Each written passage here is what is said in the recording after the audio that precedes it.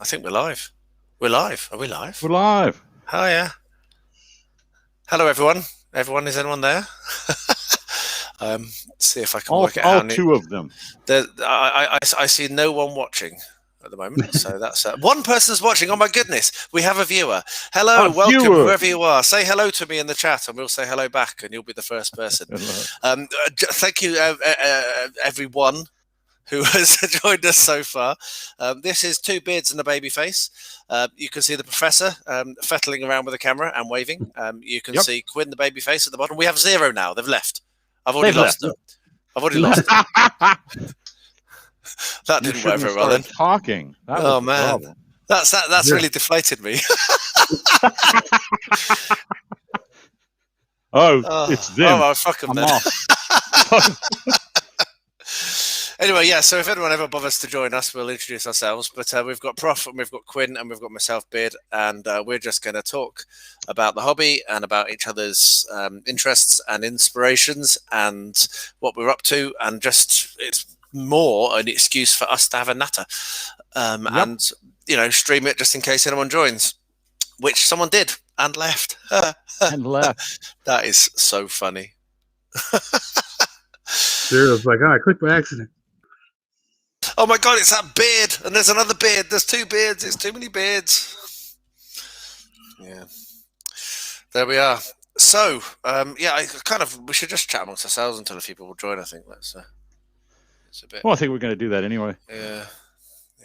So for myself, my project in front of me, I will start. I will announce my project. I am going to be doing what I've been painting in my 20-minute sessions, because I didn't do one yesterday because I was concussed, and obviously I haven't had time to do one today. So I'm painting up some Blood and Plunder miniatures. I'm trying to get enough done so that we can try and have a game of them over here. So that's what I'm going to be painting. How about yourself, Prof? What are you working on? I am installing 50 spikes into the bottom of this. Have you counted them? Yes, because I had to cut them. That's cool. Spikes are good. How did you go about weathering them? I made up a little weather in a bottle of a little green craft paint, a little brown craft paint, some black ink, and alcohol. Cool. A classic dirty wash. And how painter about you? I am not. No. How about you, Quinn? I'm still working on the Dungeoneer's car build thingy. I'm doing the 3-wheeled motorcycle truck thing from Final Fantasy VII. But I'm going to mess it up, of course, because Gaslands. Yes, absolutely.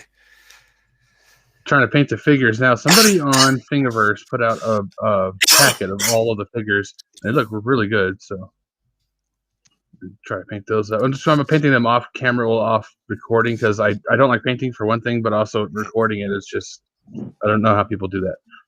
No, well, I sometimes record myself painting, but I find it really, really difficult because staying in shot is just a nightmare.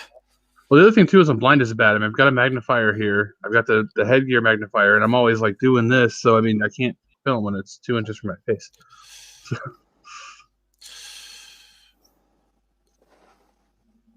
Do like Miniac, get the airbrush, put the camera directly overhead, and just sort of lean back and spray it. Yeah, well, I think what the people that do this a lot do is they use 4K video cameras and then zoom in, don't they? Yeah. So yeah, they don't so much. So I'm just trying to find my live stream to see if I'm on. Hey, Kevin. Oh, hi Kevin, good to see you. So you have found us. That's good. So we are on live. You are the first. Oh, we got 2 on now. So a few are coming. Yeah, I think people do. They zoom, like they have like a really wide field of vision, and then they can like focus in on the bit, so they don't have to worry about keeping within like a 4 square, whatever, you know. Yeah, Miniac actually did a video on how he records his stuff, and that's what he's got, the 4K overhead pointing straight down, and it's showing like his whole area, his paint bottles, his lap, and he just zooms into what he wants to show. Yeah, and that's the only way to do it. And I'm not doing that. I'm not doing that. Unless you haven't noticed, my habits are very, very, very lazy when I'm coming to my channel. Right, so I'm just pushing this out to a few people. How you doing, Kevin? Thanks for joining us. We've got 3 on the stream now, so in a minute or two, I will do the whole. I'll do the whole introduction thing when we've got a few more people in. I'm just pushing this out onto Discord. And it's going to be absolutely fascinating. So tell your friends. Yeah. Oh, hi, Steve. How's it going, mate? Good to see you. Thanks for joining us. That's really cool to see a few people. Let me do that onto. Tell your mom, tell your dad, tell your brother, tell your sister, tell your cousins, tell your uncle, tell your aunt, tell the guy next door. Yeah, go on the street. Put the word on the street. To walk, run, crawl, fly. I'm going to message Professor Sun there about using his music in my videos. Would be awesome. Brilliant. Do it. That would be it. Oh my God, Cujo's here. Cujo's here. Everyone be careful. Yeah, Cujo's here. Well, that's it, folks. Yeah, see you later. See you later. Bye. Yeah, bye. Right, so I'm just pushing this out. Sorry, this is going to be a bit boring now because we're just letting it start, and I'll do the instructions in a second. They're instructions? They have to do things?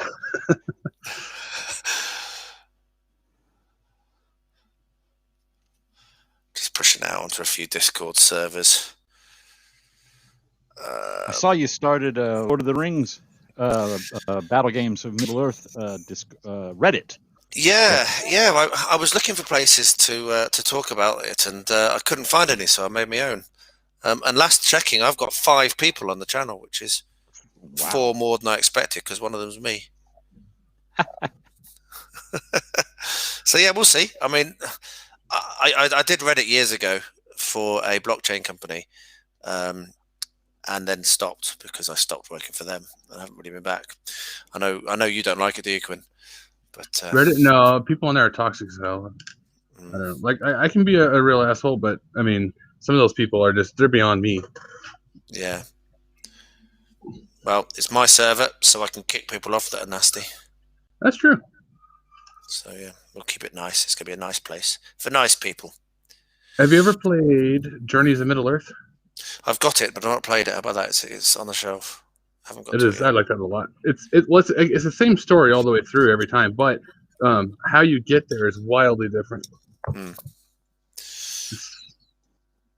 Yeah, we want to play it, but time is the issue, isn't it? Yeah. So many other things going on, as always. And having a 2-year-old. Yeah. Oh, bloody no, she is a monster. She's actually really good. She is really good, but she is.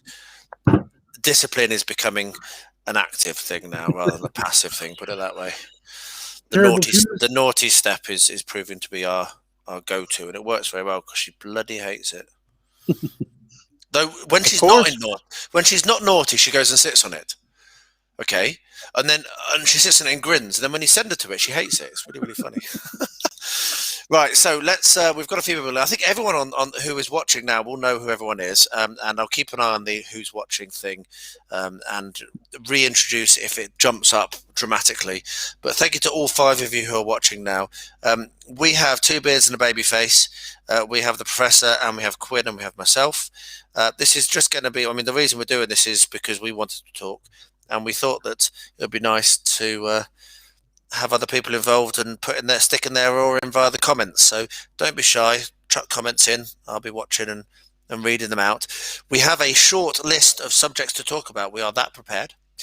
Hi, Justin. Good to see you, mate. Thanks for joining us. So we do actually have some subjects to talk about, but who knows if we'll get to them. This probably will go on for another about hour and a half, hour and 40 minutes tops. So it's not going to be massively long because then I will be asleep. So yeah, so over there, right? Yeah, so let's go around the screen. Let's go to the other beard. Beard number 2. Professor, yes. Do you want to introduce yourself briefly to the masses, the 6 people that are watching us right now? Well, I'm not going to adjust the camera again. I got it in a functional place, so I'll just do this. Hello. Hello. Hello.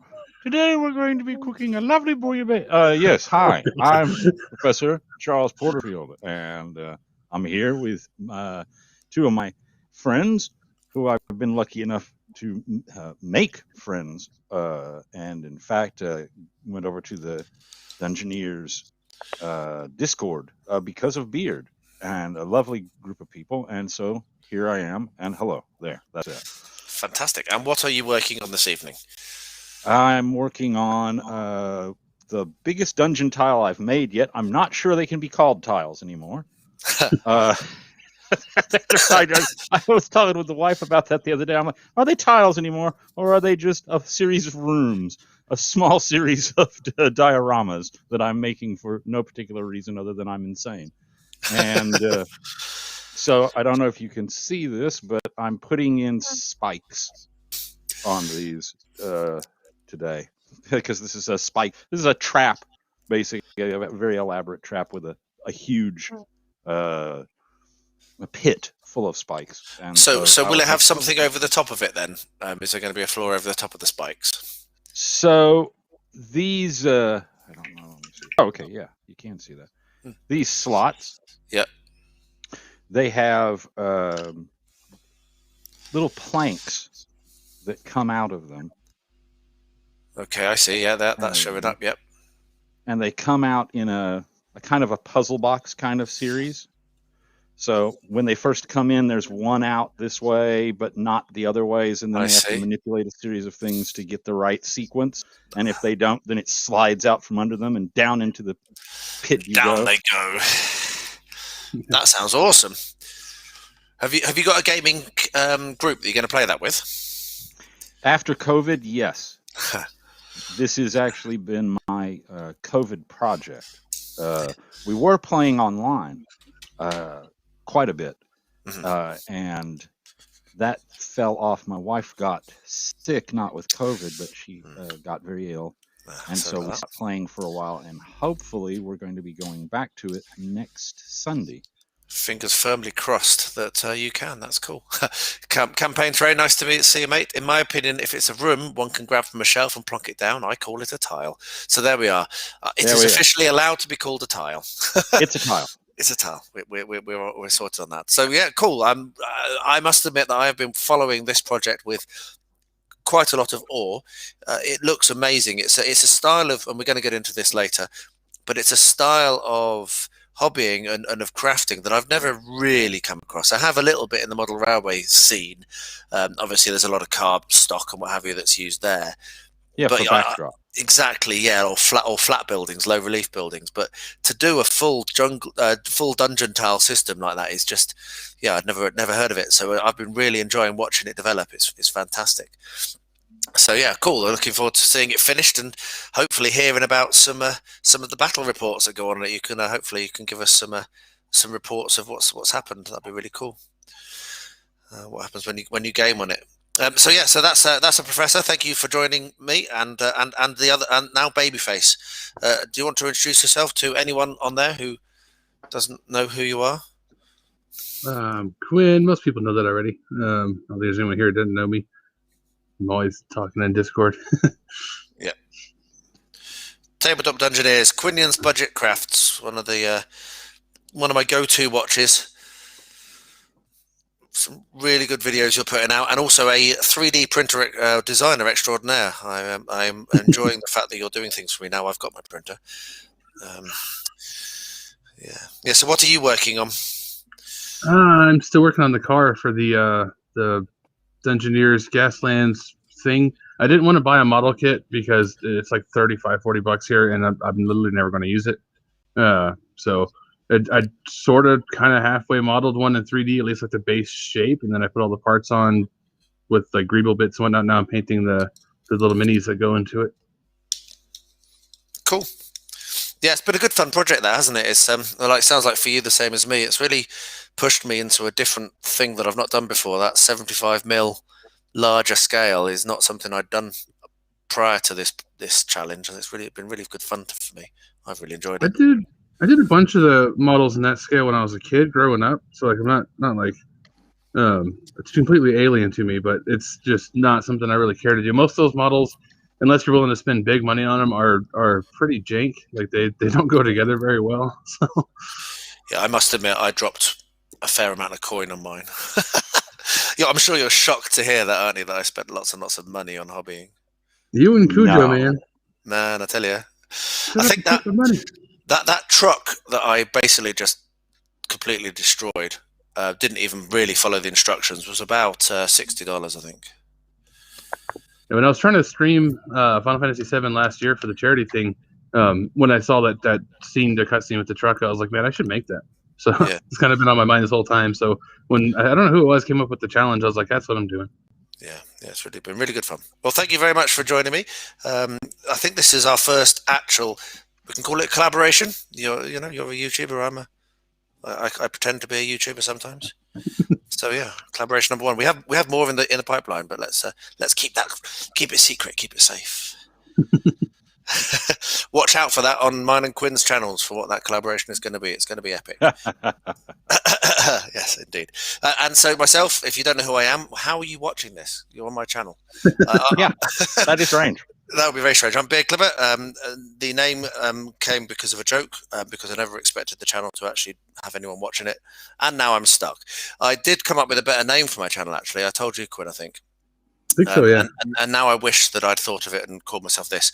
My channel should be called Mistakes Will Be Made, because I'm always making mistakes. I still think you should make it the subtitle, though. Yeah, or I'm an idiot. That's the other thing I say a lot, isn't it? Because I'm an idiot. It'll be fine. Like a vampire, the Masquerade, right? Beard Clipper, mistakes will be made. Beard Clipper, the mistake. Beard Clipper, the mistake. Yeah, okay. Yeah, so that's me. And what I'm doing, I didn't do my 20 minutes last night, and I've not today, so I'm painting up the miniatures I've been doing on my 20-minute challenge, which is a bunch of 28mm figures for Blood and Plunder. Right now I'm working on the Marineros unit pack, yeah, I'm hoping actually this evening to get most of them finished. We have some nattering, and we've broken into double figures. We have 11 people watching. 11 people, nosebleed time. So Justin, are you in the shower, mate? I'm very pleased to hear that you're in the shower. That's good. Justin has said that Quinn, you're going to grow a beard when you're 30. I'm 36. You see all the gray? We've got Hates in the room. Oh my God, Hates in the room. Oh, okay, everybody. Well, Everyone that's run it, away. folks. Good night. Yeah, we're all done. Chris is in the room. Thank you very much for joining me, Chris. It's a pleasure to have you along. You're one of my longest time viewers and followers of the channel. I know there's a few people that have been with me since the very early days, but certainly I remember you commenting on some of the very, very early videos. So it's a pleasure having you here, and it means a lot to me, all the comments and the support. I don't know about you, Quinn, but the regular people that comment on your videos, it means a lot. So it's cool. So keep doing it. That really does keep us going when we're shrieking into the void like we are, frankly, most of the time. Yeah. So we have a list of subjects to talk about. I don't have a pirate ship yet. No, I've got several ships that I've bought from the Firelock Games. So I've got a frigate. I can't remember. I can't remember what I want, but I've definitely got a frigate because I had to buy a frigate. But I've got another couple of ships as well, which are stupidly, crazily expensive. Angela bought me some MDF kits for ships, I did them a video on it a while ago, my Apex kits, which I'm terrified of, and that was months ago, and I still haven't looked at them, so I'm going to have to do those. And now I've got a printer, though it is a resin printer, so it's not really ideal for printing ships. I might very well have to. What scale is Blood and Plunder? It's 28mm. Really? As I made a pirate ship that's 28mm for Hero Kids, but man, that thing, I don't know if you saw the video, but it takes up the whole, it's ridiculous. It thing's like 2.5 feet tall. Yeah, if you're doing a galleon or anything like a big ship, the thing is that Blood and Plunder is very historically accurate, and so pirates and buccaneers and people like that, they didn't sail big ships because big ships couldn't go into shallow harbors and they couldn't get close to the shore and they couldn't turn very fast, and actually small ships were much more efficient for pirates and buccaneers to have than big ships. So about the only big ships you got in the era, or that you might interact with on Blood and Plunder, were like Spanish galleons, the traditional treasure galleons, and maybe some navy ships. But what they found, the navy ships, there was one, I'm reading a lot about it because I'm fascinated. There was one time where the navy ships with all their big massive boats trapped a bunch of pirates, and the pirates kicked their ass and basically sank them all because they weren't nimble enough. So funnily enough, small ships is what you get. I seem to recall a little moment in history where a bunch of you British lads taught the Spanish a lesson about how small ships are better than big ships. Fire ships, you mean? Fire ships. Set everything on fire. Burn it all. Yeah.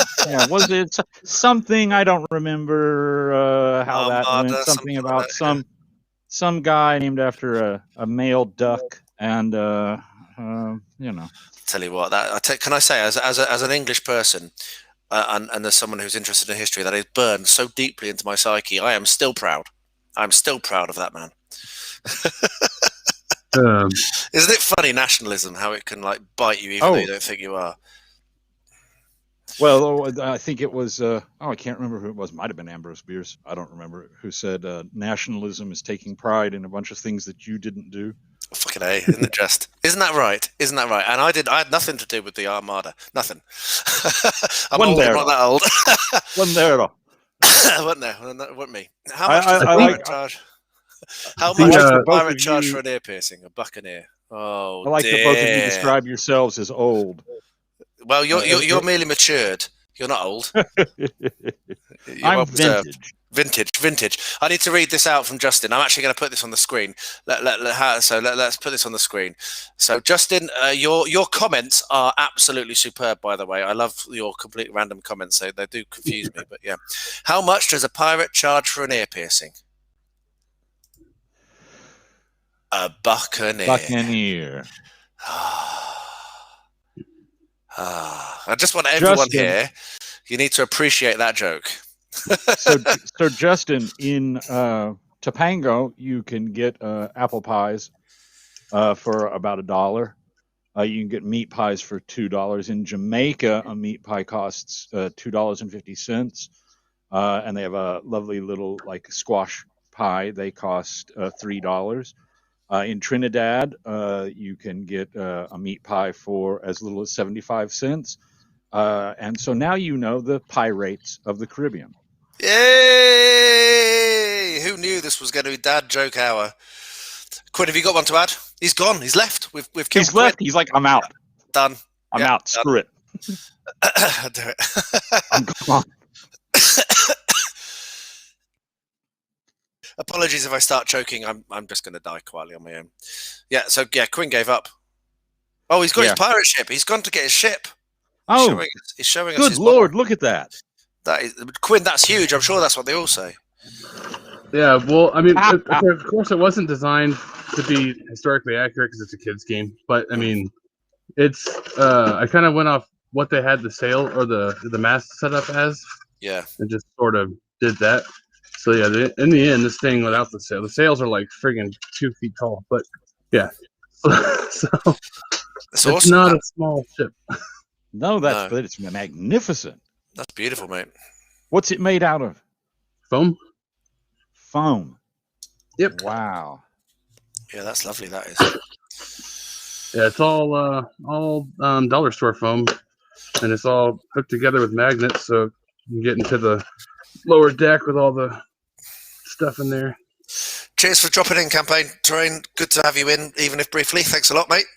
So Miller's in. Hi, Miller. Hello, Miller.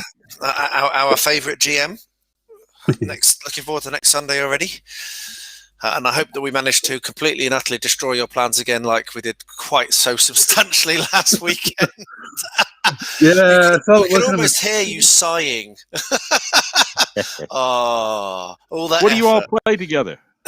We're doing a Dungeons and Dragons, which is my first ever experience, and it's a hell of a lot of fun. Yeah, I've never done D&D before. Yeah. I should probably get rid of the Buccaneer thing. It'll probably confuse people. Yeah. So we're doing Dungeons and Dragons, and Miller is our GM, and he is a legend. Yeah, we're having a great time. We've not I think total party killed yet, which I think yeah. Miller's gonna have to correct me on this, but I think he intended for us to be kind of dumb, maybe murder hobo-y, and we're like outsmarting all this stuff. Yes. which means he's going to make it way harder. Yes, this week is really going to smack us.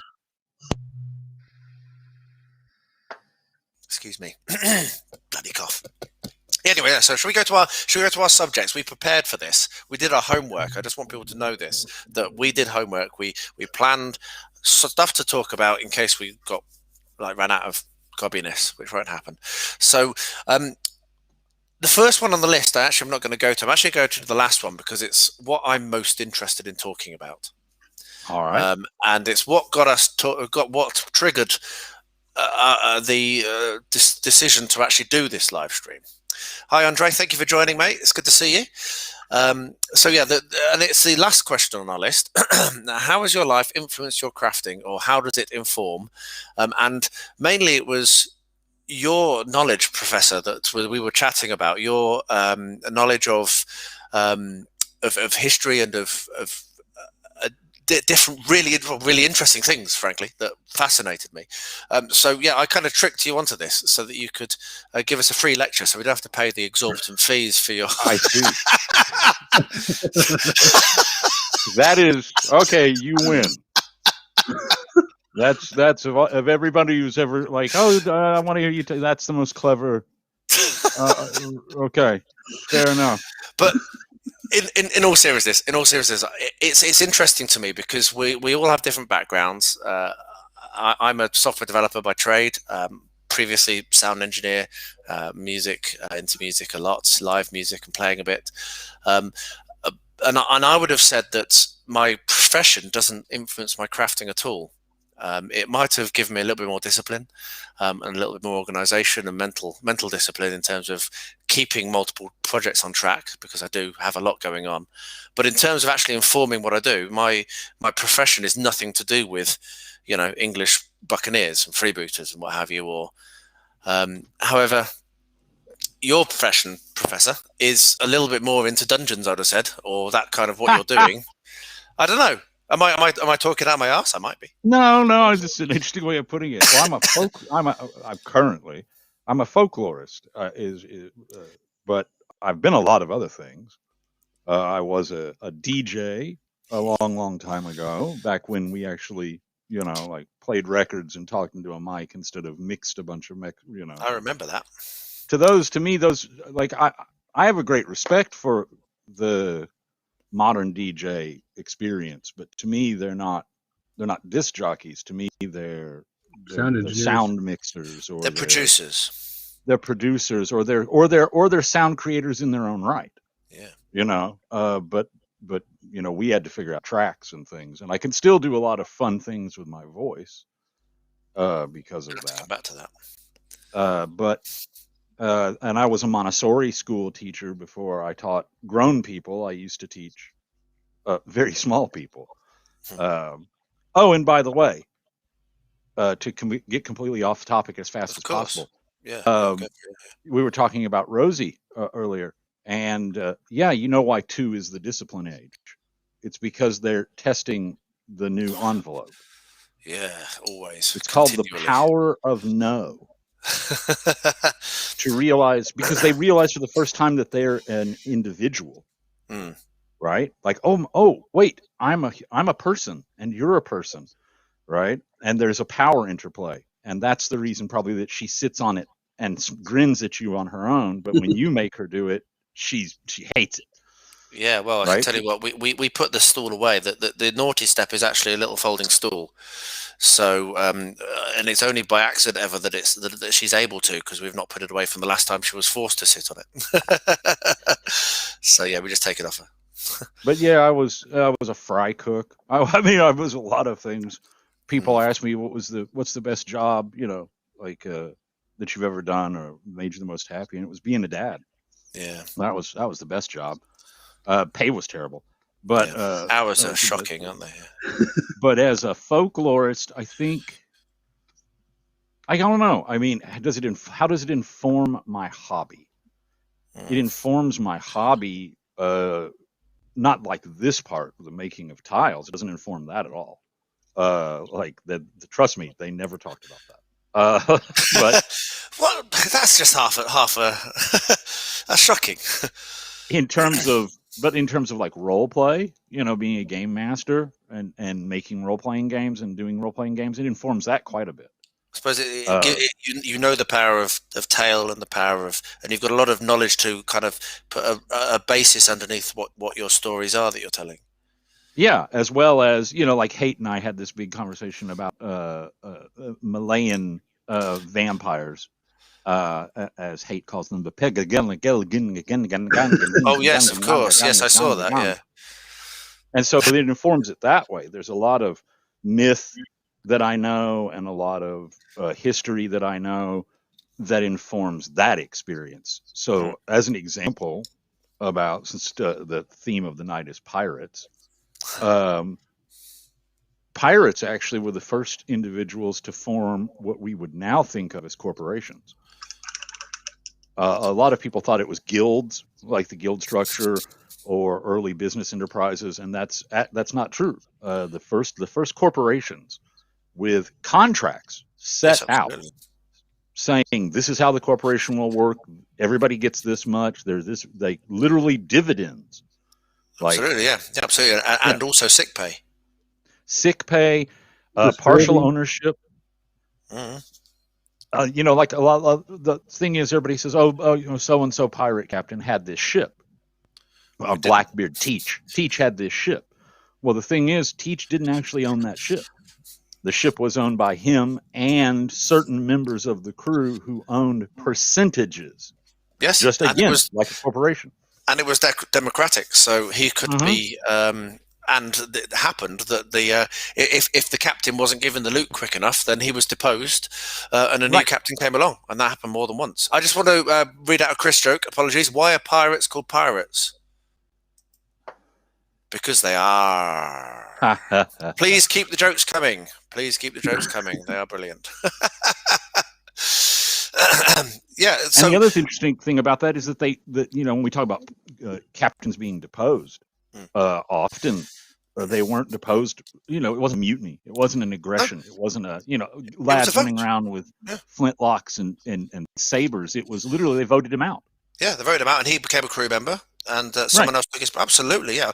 I'm reading a lot. I'm reading a book by Benison Little at the moment. I don't know if you've heard that name.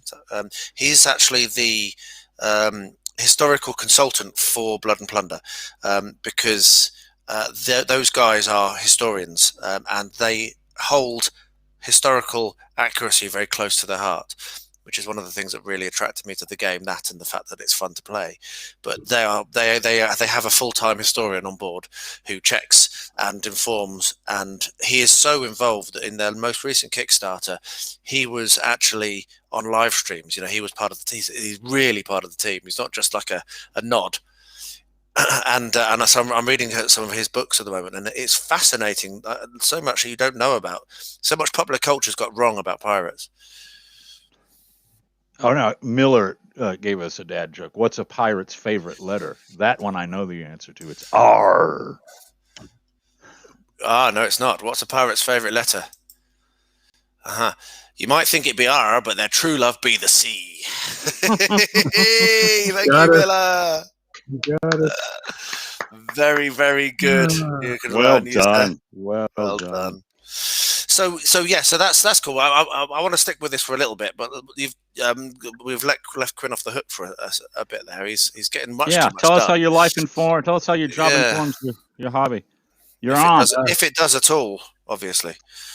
Well, for the most part, it doesn't. I mean, my only I was a manager at Subway and some other things you do as a kid, but my only adult job was military. And I wasn't even fun military where I could use those skills in the civilian world because I'd get arrested if I did. So unless I'm doing something military themed, which I will be doing eventually when I do like Gasland's sponsored tracks set up, like Rutherford's all military, so that'll come in handy there. But otherwise, it doesn't. Yeah, so same as me then. It's a really interesting subject when we're talking to you, Prof. That's the problem. because you're the only one. Yeah. So that was a bit. That was it. So we'll come back to that maybe in a bit, if we can think of another thing to say, or if anyone's got any questions in the chat, do drop them in there. I am honestly watching the chat. I'm not looking at my mini all the time. But I just found it fascinating because you've got so much knowledge around those sorts of folklore things, and it was actually that conversation you had with Hate that triggered this, and being able to bring those into a campaign, like you say, it must be fascinating for the people playing with you, just because you're not making things up as such. You've got that root of knowledge of what real folklore people create, what real cultures created in their folklore, and therefore that it's like Tolkien. He was so capable of creating imaginary worlds because he had such a depth of knowledge about ancient languages and about ancient cultures, and so that was able to inform what he created, and that was kind of where I was coming from, in terms and it's of part of the enduring aspect of Tolkien's work. Is that the reason it resonated so much is not just, it's a cracking good story, right? It's that it's almost kind of like Joseph Campbell's work, in that he's basically, Tolkien is saying, I'm really not making a lot of this up. I mean, I'm making up a bunch of stuff about the ring, and other things, but a lot of the structure of his book are based on the structures of other tales. And a lot of the other tales echo folk memories. Right. Exactly. Folk memory. And folk memory is actually a fascinating part of the work I do, because it's not... So, don't get me started on Joseph Campbell, because I and Joseph Campbell part ways. On a yellow wood, a road diverged a long time ago. But it's the idea, because they're not universal. Yeah. And that's the problem with Campbell. Campbell says, it's all the same thing. And it's like, no, it's not. You jackass, you Jungian fanboy. It's not. It's cultural. And so, if you were playing with, let's say you were writing a story or doing a role-playing game in Malaysia, as an example, you can't drag in a bunch of Indo-European folk myth, because it's going to be, you can, and it'll be fascinating to them because they won't have a fucking clue what's going on. Right. And so it'll be creative and new to them, whereas it would seem very dry and bland to us. You have to use the folk memory and the folk structure of who you're talking to. Though there are things that echo, aren't there? There are themes that appear in most cultures. So, I come from a very religious background. My dad was a street preacher, and my mum's still very religious, so I was brought up quite a strong Christian. But the flood myth, that's pretty universal. The creation myth is universal, whether you think it was a whatever, and the savior myth as well. We all want to be saved. But the thing about, as an example, let's talk about a creation myth. The problem with that is it's a true statement, because it's such a broad statement. Yes. Oh, look, all these people have a story about how the world was created. Yeah, well, go figure. Yeah, they wondered, didn't they? Yeah. But it's all completely different. Oh no, there was a lad who had kind of a trapezoidal head, and there was a giant dragon, and he killed it, and he cut her belly open, and the entire universe sprang out of that. Where'd he come from? Don't know. And anyway, listen, I'm telling you the story. So the point is, that's nothing someone else's creation story. I need to interrupt you. Hate has asked you to pronounce Pepianagramalamanon.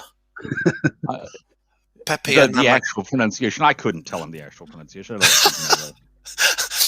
You can kind of tell I read the Bible a lot, because reading long words is something you get into and it's hammered into you. Bollocks. Pepianagramalamanon. Yeah, I think it's pretty interesting how so many cultures, regardless of... Hate. No. That's the answer to that question. Sorry, go ahead, Quinn. Sorry. And it's crazy that so many cultures, regardless of geographical location and in some cases time frame they existed, at least we think, have pretty similar, I'm not going to say the same, but very similar stories, lore and stuff. Not saying it was aliens, but... I mean, it depends by region. You know, like when you're talking about a global experience, then it starts to become very, very different. I mean, once you get into like older Tibetan myth and older Nepalese myth, you start talking about some stuff that is just off the chain, right? That doesn't look like anybody else's myths much, because you have to, again, think about the region, right? These are people that they're living up in the Himalayas. So whenever you find, quote, isolated cultural groups, their stories, their folklore, their myth, and even their cultural structures are often going to be radically different than like the rest. Like, look, when you look at, like, we love to make little borders on maps, right? Because flags and Eddie Izzard, right? You got to have a flag and, oh, this is ours and that's yours and whatnot. But when you look at, say, the division between, oh, this is Europe and that's Asia and that's Central Asia. It's like, no, it's not. It's really just one vast land area. Okay. There are some mountain ranges, but they don't stretch all the way across, barring them. And so when you go back far enough into prehistory, you find that Indo-Europeans and Indo-Asiatics had a fair degree of contact. So because of that, they have some similar cultural values, cultural structures, and stories and myths. It's the McDonald's of their day, isn't it? Right. It's the crossroads. And so when you find people that are highly isolated, like, that's when you get these really off the chain stories that make no sense at all to you culturally. You're like, what? what do you mean? Like, you have no reference to it because they haven't been part of that ancient larger community of exchange. Yeah, the community memory, as you say. It's fascinating stuff. And I must say, I would love to listen to you talk about it for hours. So, I mean, we still can, or we can move on. Have we got any? Do as you like. You're host. I'm host. The flood happened. They finally proved it scientifically. Apparently, I'm sure a flood happened. I'm sure many floods. Yeah. The last. I mean, I don't bother anymore because I'm an agnostic. I'm perfectly accept the fact that I don't know. But the last I looked into it, I think that the biblical flood was supposedly when the Mediterranean flooded, wasn't it? When that, I don't know, I'm not sure. I could be completely wrong. It's been a long time since I looked into it. Anyway, yeah, let's move on. So let's go. Why do you model? So Quinn, you can start. Why do you do this wonderful hobby of ours? What's wrong with you? Yeah, you crazy kid. the 3D or the other stuff? The OnlyFans stuff. Some people got a fat fetish. Dude, if you make your money how you make your money, my friend. No, anything, the hobby, whatever you consider the hobby. All of it, really. Well, I originally didn't even plan to start a YouTube channel. I had made a water tornado mini thing out of hot glue, and made a video to show a guy on a different Discord how it was done, and it kind of turned into a channel. What happened there? But that's the Tabletop Crafters United, yeah. Yeah. Another great server that we are all. You're in it as well, aren't you, Prof? I think you're in TCU. Yes, we're all in there. With 3D, I started doing because I wanted some specific minis to fit certain things that didn't exist really. So I started out remixing other people's models, and I was like, well, this isn't too hard. I could probably figure out how to make my own. That was a mistake. It's very hard. Yes, and now you do it for other people. I liked your K rails. They were excellent. Oh, the Jersey barriers. Yeah, Jersey barriers, K rails, whatever. Yeah, whatever you call them. Yeah, well, I found the diagram from like an actual company that sells real ones, and they got all the things of sizes and whatnot. And I'm like, well, okay, I'll just use a calculator to transpose it down to 1/64 scale for Gaslands. And I'm like, this is too many different. Like, it looks simple, but it's really not. There's a lot of angles and stuff. I was like, I'll just make a guide and just zip them out on the hot wire. Well, you know what that makes you now, don't you? You're a fine scale modeler now. Oh God! You can put those letters after your name, FSM. Yeah. I mean, I started in model railroading, You Yeah, know, and no, that's actually the definition. You actually looked at, you know, the real plot, the real plan, right, and reduced it to make it. So that makes you that. In all seriousness, that makes you a scale modeler, a fine scale modeler, because you're actually looking at the real plan and going, no, how do I reduplicate? What's the math? Okay, like all those railroad guys are nuts. how does that make you feel, Quinn? I don't know. It'd be nice to Sit have down the on kind the of. couch. It'd be nice. It'd be nice to have the skills that like Luke Towan does, because I mean, holy crap, you can't tell this stuff isn't real until he backs out to the Zoom. You're like, whoa. Yeah, he's amazing in E-Town. For the first one of us to hit 1 million. Pure modeling.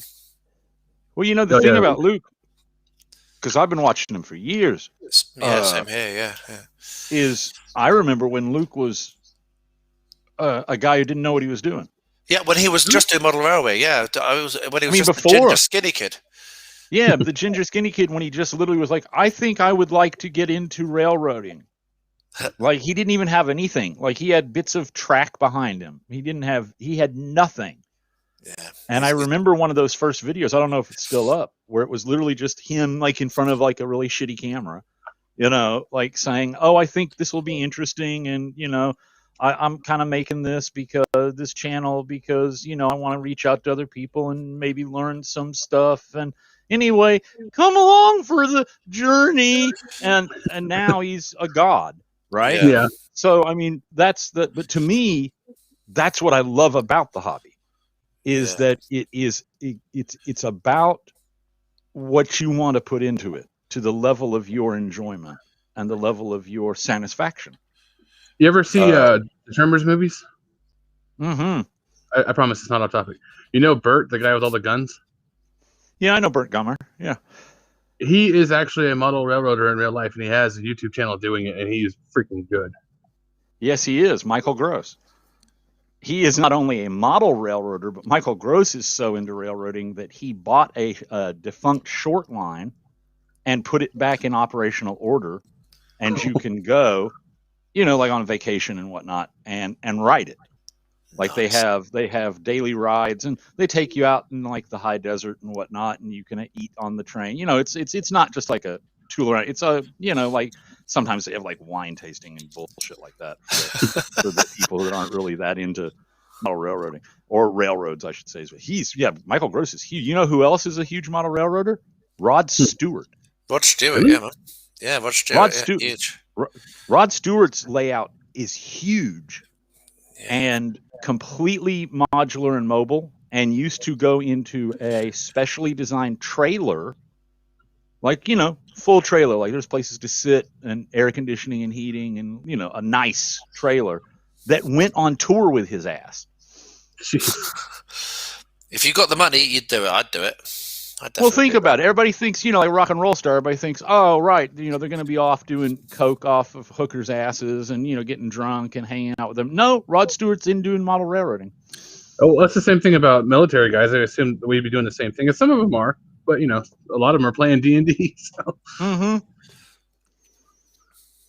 My favorite famous model railroader was Frank Sinatra. Okay, now that's something I did not know. Frank Sinatra had, and it still exists because it tours, because he left it to, I forget which model railroading organization, but he had the world's largest Lionel collection. Like, he had everything Lionel had ever made. All their buildings. When you've got that much money, it's possible, isn't it? Well, it's a great story about why he did it. So when he was a kid in New York, he was standing in front of the Macy's window during the Christmas display, and they would always have the big, you know, elaborate setups for toys and whatnot. And you know, this is like in the 1920s, and he was looking at the Lionel they had a little city, airplanes, and cars, and model railroads. And he was looking at the train, and, you know, obviously the way a kid looks at something. And he kind of softly said something to himself about, oh, I want that, or, oh, you know, I'm going to get that, or something. And this guy, a stranger, an adult, next to him looked at him and said, "Give it up, kid. You'll never be able to afford that stuff." And it made Frank Sinatra was the one that told the story. It made him incredibly angry. And he was just so hurt and angry. And he said, "I took a vow." He said, "I vowed to myself that I was going to go and do something in life that would allow me to have the money to own everything Lionel made." So, hey, Cujo, don't feel bad, because you got guys like Miniac and Squidmar who are wildly successful, and that's what they are, artists. There's nothing wrong being an artist. Yeah, I just think it's interesting that you can kind of now look at Frank Sinatra's career, and instead of going, "Oh, what a great artist," or "He must have loved music," instead of going, "No, he's just doing it for the cash to buy Lionel trains." He's doing it for the model railway. Yeah, just to pick up on that, Cujo. Thanks for highlighting that, Quinn. How we do our hobbies is intensely personal, and what pleasure one gets out of it. I mean, I love painting miniatures. How do you feel about painting miniatures, Quinn? Yeah. I hate it. It's the bane of my existence. Exactly. So the fact that I like painting miniatures and the fact that Quinn doesn't like, mean that one or other of us is more dedicated to hobbying, and the fact that you buy things. I mean, I buy lots of things. I spend a lot of money on stuff. And then other people are like, "Well, I can't afford it, and so I'll use different materials or whatever." The fact is if you're enjoying yourself, if it brings you joy, then what else is? There's no other reason to do it, is there? If it brings you joy, and the other thing that it does is it brings community.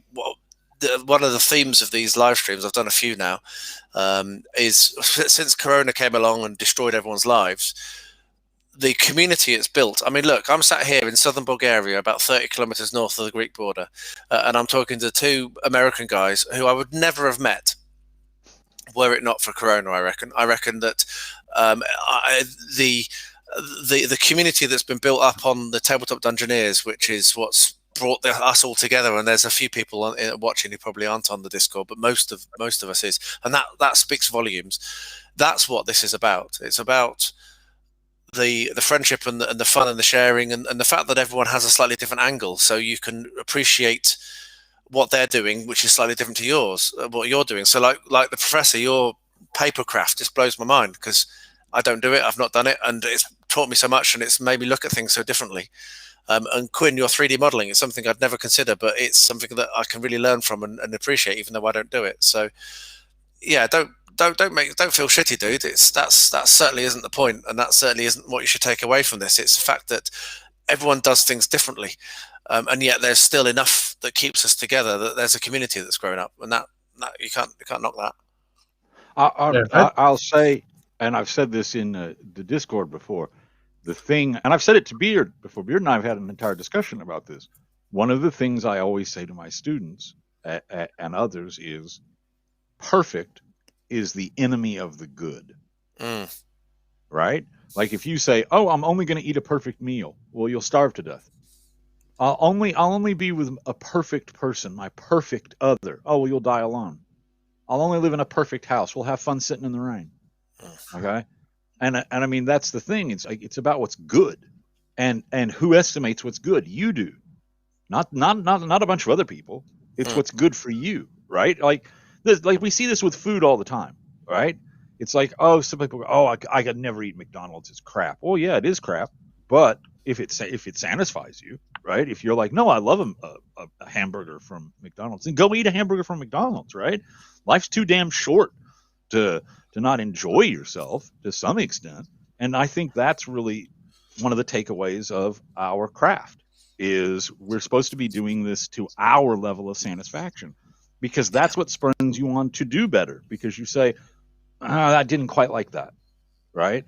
Not to be hard on yourself or say, "Oh, that's shit," but to say, "Oh, you learn something," right? You don't learn anything by, how do I want to put this?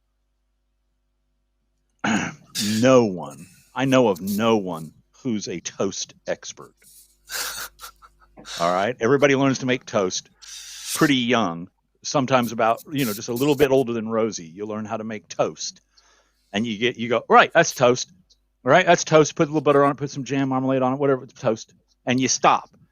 There's no toast artisans, right? Because you learn by making mistake. Yeah. You learn by screwing something up and going, oh, okay, well, I screwed that up. Oh, how did I screw? Or what? And sometimes when you screw something up, you actually don't make a mistake. You discover something. Yes. Oh, I really like that. Like corrugated iron. Yeah, how did I accidentally do that? Shit. If I didn't 3D model my own stuff, I'd be buying models because I mean, yeah, the printer cost. Well, mine was like $120, but it still's a Proxon, and this thing is printed out way more than $120 worth of models. I guarantee it. So. Yeah, it's all about what you can get out of it and what the hobby is for you. But I do agree with you. There is something which is the distributed nature of the internet and the chat is that you can't ever really expect to, well, certainly not with the Rona going around, to get together and actually game together and have fun together. But that maybe Rona will go away and we can have a bit of a tabletop Dungeoneers meet and play games and abuse each other in real life. That would be quite good fun. I'd be up for that.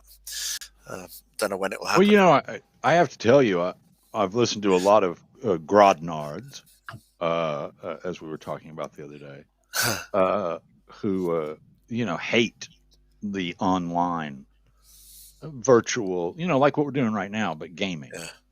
And I have to tell you, I love it.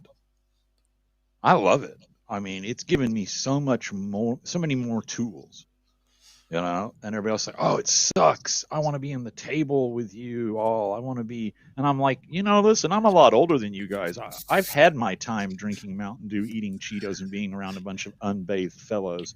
I mean, I did that. What's not to love about that? Yeah, I did the whole, hey, let's stay up for 172 hours until the entire dungeon's done. This is great. I can bring in music as a game master. I can bring in images that I don't have to pass around on a sheet of paper. I can do also. I mean, Corona sucks. Don't get me wrong. I don't have a ton of tabletop experience. Mostly just playing card games.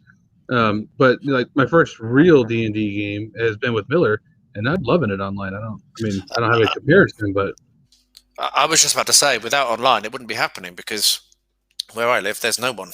There is no one who games. So there is that or nothing for me. So yes, it's really it's the only thing. There is even with it Rona or not, there's no option. It's got to be online for me. Well, I came into how did we get into the hobby was the question. I came into the hobby because of role playing. Like this shelf, like these shelves behind me. See all this? All of this is nothing but role playing games. And some of them go way back. Yeah. I've got where is it? Let's see. Here it is. It's all beat to hell. But I have the original. The original TSR, Deities and Demigods, the one that had the Cthulhu mythos and Pfeiffer and Grey Mouse that they all got sued for and had to take all these off the shelf and replace them. Nice. I've been doing this, Jesus, 40 plus years. So I've seen a lot of role-playing games come and go. And the problem I have is not finding people, like we're talking about, like with the Rona or whatever, or there's nobody in my area. My problem is there's nobody who wants to play games I want to play. I'm like Hate with Shadowrun. He didn't get my Shadows joke. No one got my Shadows joke. Am I the only one that's into music from the 50s and 60s? I got your Cliff Richards joke. Did you get my joke? Good. I'm very glad that you got it, but no one else did. Because apparently we're both Transylvanian. See you later, Rivers. Cheers for joining us, man. Appreciate that. So Casey is a case in point. Casey is from the Paint All the Miniatures Discord, and so he is one of the people who has joined us from a different location than Tabletop Dungeoneers. And you're very right. Adam came and he was traveling around because of the Rona, and he came and stayed with us for a weekend. He's the guy that started off the whole Paint All the Minis. And the friendships that was directly caused by Rona, because he wouldn't have been in Sofia traveling if it weren't the fact that he couldn't get home.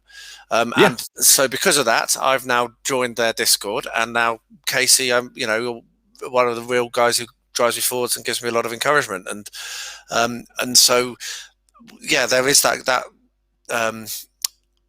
that light, isn't there? That's kind of, it's a dark time, but there is that light that kind of it's brought a lot of people together, and I hear a lot of people saying that in a lot of different communities. I'm in a lot of discourse, and I was in a lot of groups on Facebook, and a lot of people say that yes, it's horrible, but at least people have been able to get online. So the Chilling War Gamers Network, which is something which I'm involved in a bit, that's a bunch of guys in the UK that, for this very reason, they've put together a group of people to try to do live streams very regularly and to try to put out lots and lots of content, so that during lockdown, A, they've got something to do themselves, and B, they're providing things for other people to be involved in and to inspire other people.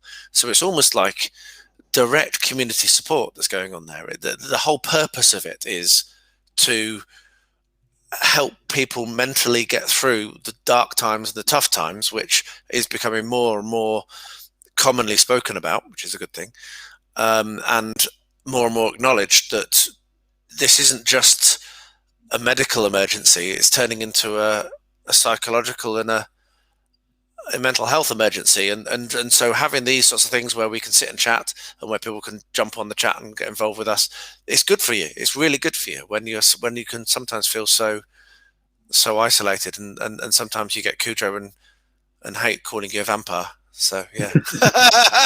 Hey, which is also good.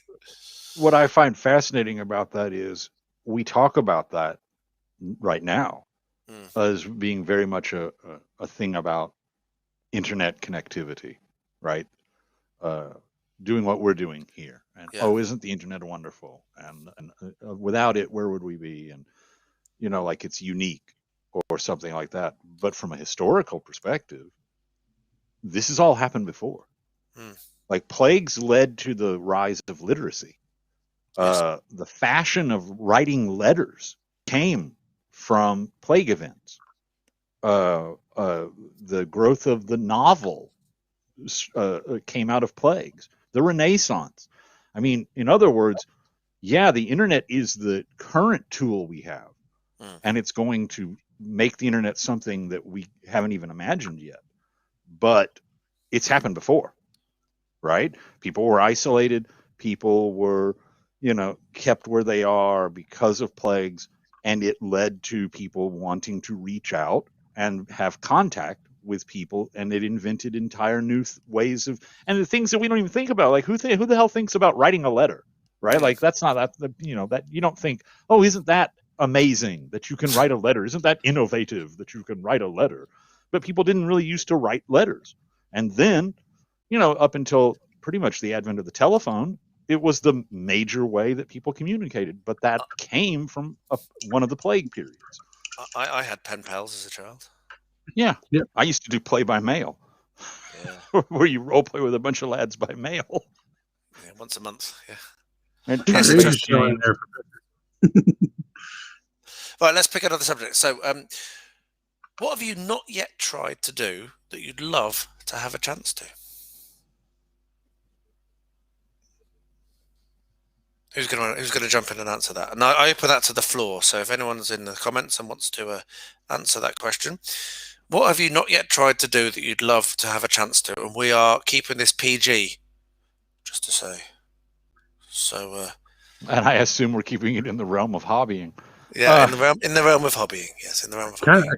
I kind of want to try like ultra tiny scale to where like people are like little things. They're not even people. They're just like little blobs that kind of simulate a person. But at the like same time, I kind of smaller than that. But at the same time, I kind of don't want to because I really hate painting, and most of the look of that comes from the paint job. So. How about you, Prof? I think I would like to try some 3D printing. Yeah. The thing that keeps me away from 3D printing is so the question was about, we had a thing about who likes painting and who doesn't, right? And it's Quinn's bane. And obviously it's not Beards. He's painting as we observe him. I refuse. I just fucking hate it. I despise it. And not because I'm not good at it, because I don't know if I'm good at it or not. But I know I'm not willing to invest the time to become good. Right? Because it's all about time management. Yeah. And I think that was what I was saying earlier when we were talking about Luke. Right? Like, we remember when he was just, the skinny gingerhead kid. And that's the thing. Like, if you say, I want to be good at this, and you say, all right, well, then I'm going to somehow schedule 100 man hours. Okay. Or person hours. Now we're in hot fuzz. 100 person hours, and you finish that 100 hours, you're going to be tremendously better than you were. This is very true. But I'm not willing to invest 100 man hours to become a better painter, and that's what kind of keeps me away from 3D printing. Is that that's all going to have to be painted? I have the same attitude towards editing videos. I just refuse to put any time into it, and so unfortunately, to anyone who's subscribed to me, what you see is what you're always going to get. There's not going to be very much more coming out of this producer. It is a fun ride. I'll say that. It is Beard's got a video. Oh, it's 15 minutes long. Huh? Is he feeling well? I've got quite a few backed up now that are like down below 10 minutes. The 3D printing ones are being quite short because they're about one subject. So they're not so much a vlog standard, because that's my general style, isn't it? Is vlogging. But the 3D printing ones aren't vlogging. They're right. I've got a new 3D printer. I'm unboxing it. Here it is. Thanks. Bye. And I can do that in 10 minutes. I almost did a short.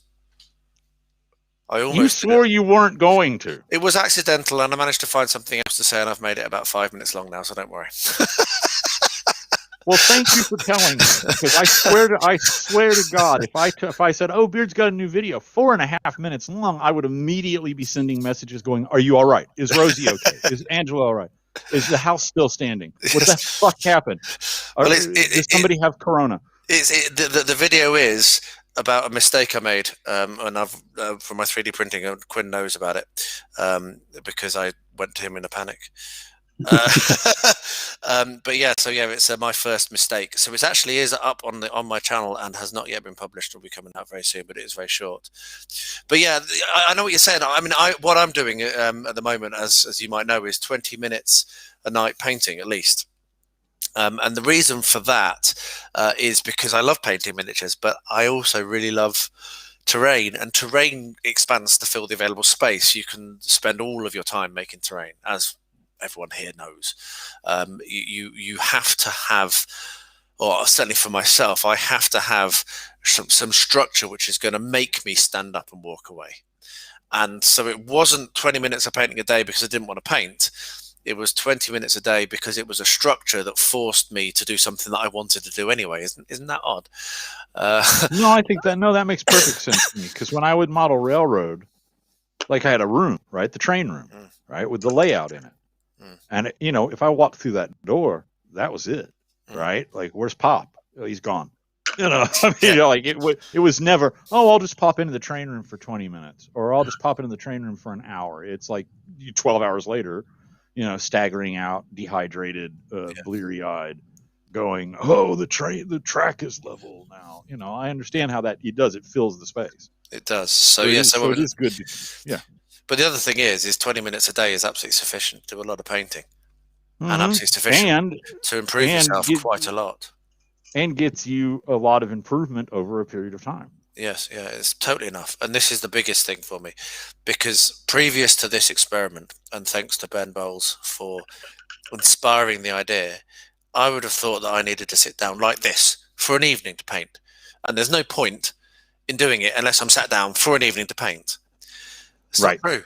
It's not true. You can sit down for 15, 20 minutes and paint, and then whatever you do, just leave it, come back to it the next day. Whatever you do, just leave it, come back to the next day.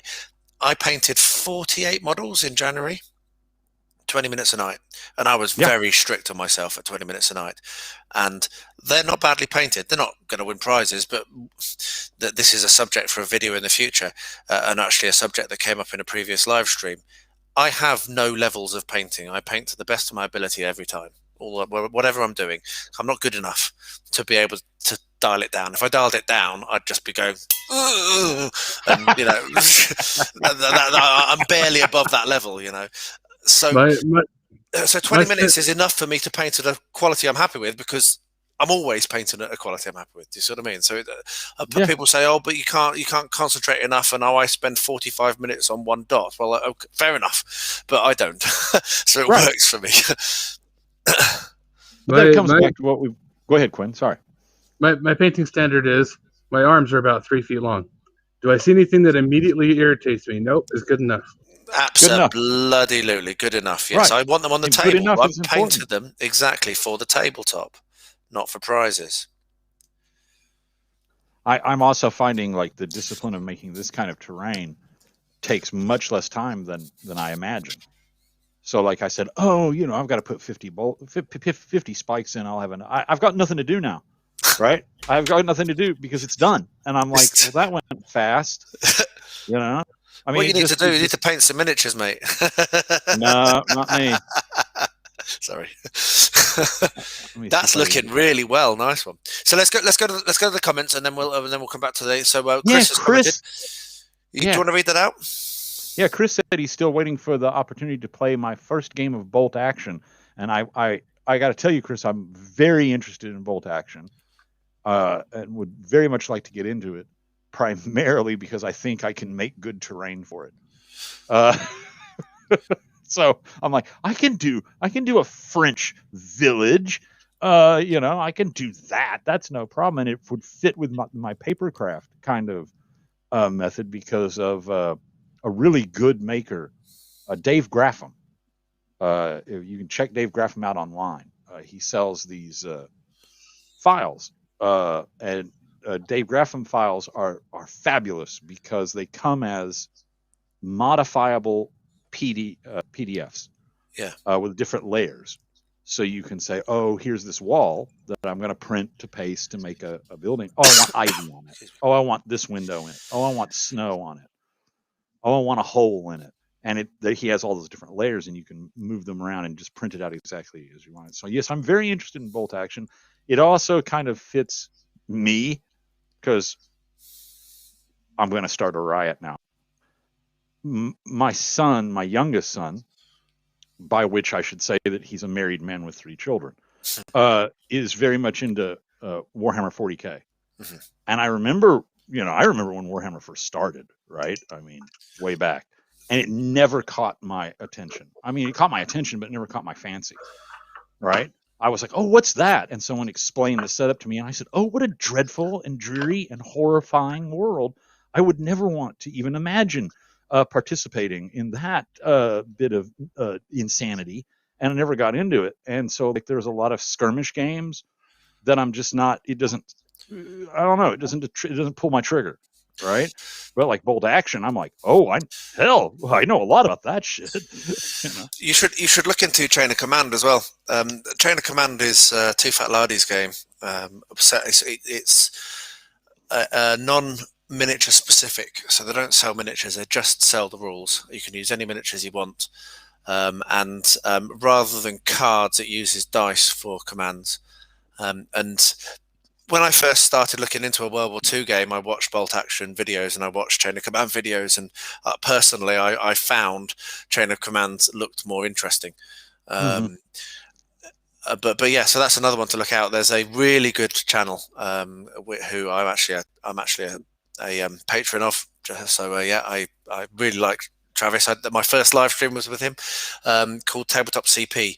He does Bolt Action as well. You know Tabletop CP? Yes. Yeah, Travis is a really nice guy, and he's been very encouraging and very helpful for me, and so I've been a patron of his for quite a while now. But yeah, check out some of his live streams, or some of his battle reports of Chain of Command, because that's an absolutely wonderful game for World War II and that era. What I'm very interested in right now is Bolt Action and Blood and Plunder. Blood and Plunder, yes. Because again, it trips my trigger. I'm like, I know about those periods. I could do that shit. I like Gaslands just because it's. I don't know. I grew up watching Total Recall and the Death Race movies from the 70s, and so Mad Max and Hi, Blue Streak. So Casey, make a proper large gaming board. Only thing holding me back is I would have nowhere to put it. Yes, the old problem that a lot of people have, which I am actually starting to have. Just so you know, I am starting to have problems about where to put things. Says the man who recently put up shelves, and when I said, "Oh, look at these," I showed them to the wife, and she said, "Oh, that looks nice. What shop is that? And I said, that's Beard's. Beard's house. Beard's house. Yeah. I did buy them from someone who had a shop. So yes, they're great. They're not full yet, and that's all unmade stuff. That's my mountain of opportunity shelving. That. So, must contain minis. Hello, thanks for joining us. Really cool. Good to see you, sir. AG paper models are great. Yes, they are. I didn't have an experience with a paper craft until, what's his name? It's a British guy on YouTube who does a bunch of paper model stuff. He does a lot of sci-fi and whatnot. Chris. Is it Chris? Chris, Crooked Staff. CSP Chris. Yes. Yeah. He is fantastic. Yeah, his is the first time I saw. He's a lovely, lovely guy. He's incredible. He's a great guy for the community. I mean, he literally gives away everything he does, and he just says, if you want to shoot me a couple of bucks or a couple of pounds, that's fine. If you don't, here it is. Just download it. He's a great guy. He also they have a Crooked Staff Terrain has a Discord as well, which is my other big Discord hangout space with all the guys doing this crazy print and paste stuff. But modular, that's my space suggestion. Modular's the way to go. Hey Troy, good to see you, sir. Yeah, well, I've made a few big boards. I'm obviously working on that lake. I'm waiting on the buying the more resin to finish it off. That's big. I've done a 4x4 of the Fords of Eisen, and I did a 3x4 generic gaming board. And I must admit that I'm more and more. I mean, they're great. The thing with big boards like that is you don't have the problem of joins, so you can be in the game a bit more, but then you can only play on it in the configuration where you build it. So a big board is really, really good. If you've got lots of space, a big board is really, really good, but it's not so good if you want to play if you want to play different eras. So Blood and Plunder versus Middle Earth strategy battle game versus Chain of Command or Bolt Action. You wouldn't really be able to play all of those three games on the same monolithic 4x4 table. So I would agree with you. I think the modular or scatter is the way to go, and maybe getting a mat. So because there's some very, very good gaming mats out there now that can roll up or fold up. They do a lot. A lot of them used to be mouse mat material. Now they're going more towards cloth and fleece. And the technology for printing onto fleece has become much better, so the lines are much stronger and the colours are much brighter. So that would be how I would suggest, rather than monolithic gaming boards. As awesome as they are and as lovely as they look, they're just not as practical as a bunch of really good scatter terrain and a nice like rollout mat. That's what I'd say. But having said that, I make big terrain and I've got the space for it, but I'm lucky like that. So we didn't really answer that question. Oh, go ahead. I have a question for Beard. I have a question for Beard. And it's something it kind of has to do with modeling in so much as space. So I want to hear the story of how the hell you bought a school. Okay, so yeah. It was an accident, as a lot of things are in my life. Happy accidents. That's a cop out, I know, but it was an accident. So yeah, I decided that I'd never really liked living in the UK. I love the UK. I have a deep love for the country, but I didn't like living there. Visiting it's okay, but after a couple of days, I want to leave again. It's not a very friendly place. Certainly, there's a lot of problems socially there, and it's not very safe in a lot of places. Certainly, a lot of places I've lived wasn't very safe. And that certainly isn't the sort of life I want to lead. I'm not a violent person, and I'm not a coward, but I also just don't like violence. So I'd always thought, and maybe sometimes subconsciously, because I'd never bought anywhere in the UK, so I'd never put down roots. And it got to a point where I was like, I need to leave. I'm not doing this commute anymore. I'm not living in this place where I don't want to go outside my front door anymore. And so I started thinking about emigrating, and I had met a few people via websites. There was a guy who I now know, Dom.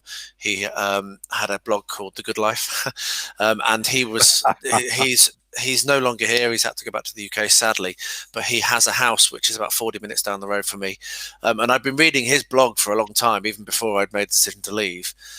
And then when I started looking, Bulgaria was an option. You can buy houses on eBay in Bulgaria for about 3,000 or 4,000 GBP.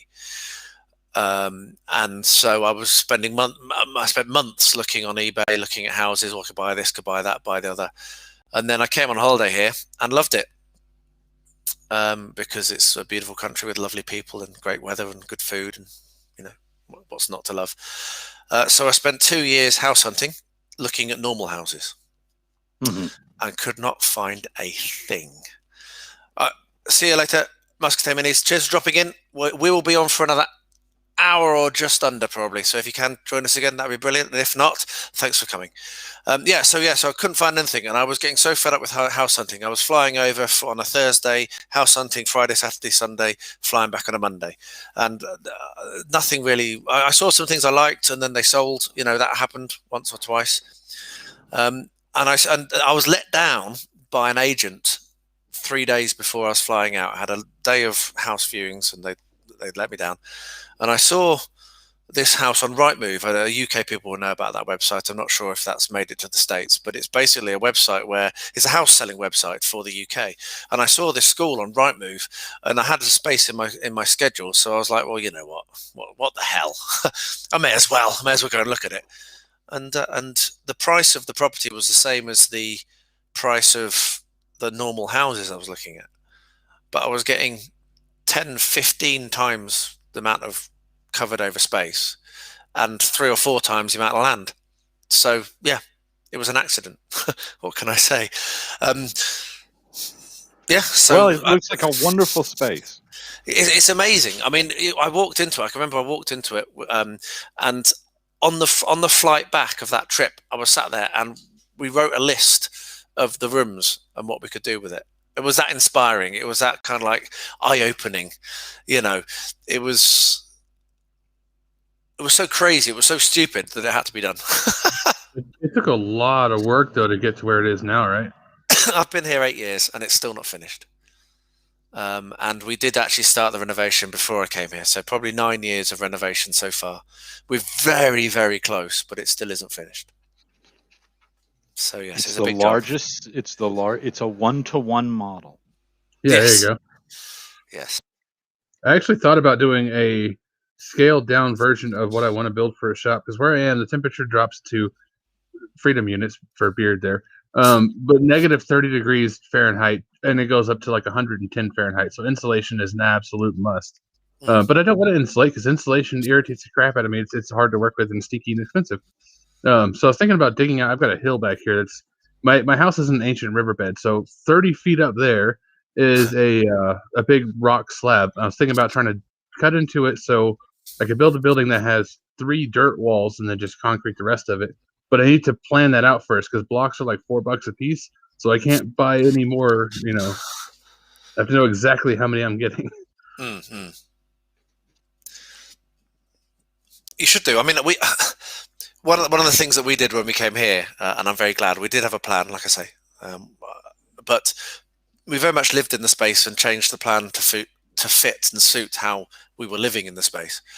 And that's meant that because we've not had to kind of like come up with a plan and have it before, and give it to a builders and then we move into a property that's been finished for us, we've been able to generate this into our space. So an example of that is the library, which has just been finished. That was a downstairs corridor, and for the longest time was just a downstairs corridor, and we had no idea what it was going to be. And then suddenly we were like, well, let's do this as a library, and so we did. And so it's been great to be able to, I mean, as a software developer, I'd call that agile. It's been great to be able to be agile and to be able to be flexible and not to be stuck with a plan made 9 years ago when we first saw the property. It's right. and that's really helped. So Rosie's bedroom, we had no plans for Rosie, but Rosie's bedroom has been able to be put in very short order. Actually, that was done in just a couple of weeks. In a space that was empty, and we didn't know what we were going to do with it. And again, to have the space to do that is a blessing. In my case, I would plan it out to basically to get it as small as I can get away with, because I would buy like 4 or 5 blocks every time I go to town, and in 3-4 years it might be built. Yeah, I hear that. Well, that's wonderful. It's lovely. I love it. I love it here. It's been great watching it, in the updates and whatnot, to see, oh, we did this, or we did that. You would think that kind of video would be popular, but it is, because like, what's his name, Beard, the guy who built the Hobbit root cellar? Yes, Mr. Chickadee. Yeah, like that kind of video is actually really popular and super interesting. So, yeah, we've got a property in the mountains which we're going to start renovating, maybe this year, maybe next, probably this year if I've got the cash. And I am thinking about doing videos for that, starting a different channel, and doing a video for that renovation. I did a blog. I've got a blogger or blogspot, or whichever one it is, for old school in Bulgaria. If you're interested, you can Google that, and we're top 5 results, I think, is us. And I'm at 990 something entries in that. Yeah, I found it and went through it, and I was like, "Oh, Beard's going to think I'm a stalker." I tell you what, the number of views I've had, well over 500,000 views on that blog, 600, 700,000 now, something like that, which is just crazy. You mean you're not a stalker? No.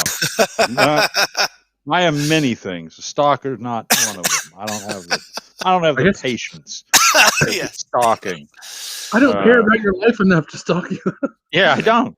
I don't care about my life enough to stalk. I don't. Think of all the time it would take. Blue, that's exactly what I'm doing, Blue. So in the mountains, I bought 2 properties next to each other. We've taken one of the houses down already a couple of years back. We took it down, and we've saved as much of the stonework as stones as we can. On the second property, we've got another house that has to come down because it's falling down.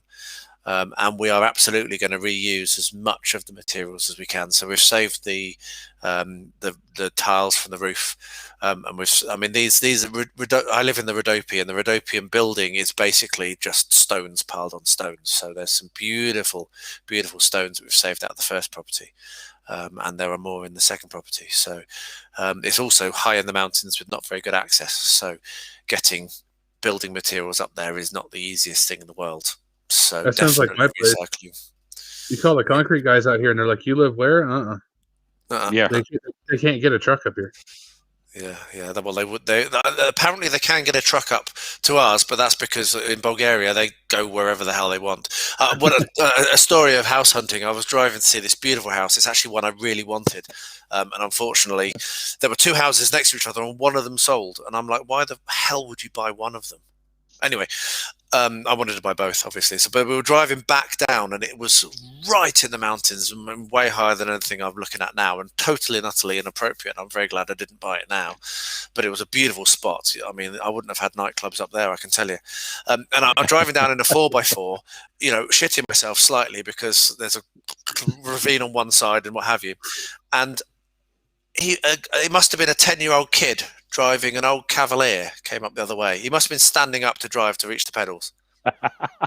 I love this country, and I'm like this. I just felt so ashamed of myself. He just went, old 2-wheel drive shitty car, barely touched the pedals, and there's me scaring myself in my £50,000 hired 4x4.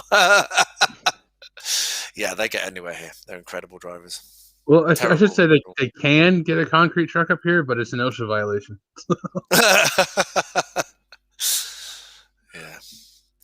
Yeah, it's a beautiful country. Okay, so that's that done. I'm not, like I said, I don't understand how cameras work and all that shit. I can see that. Yeah, that's looking awesome. So you've put the tiles in.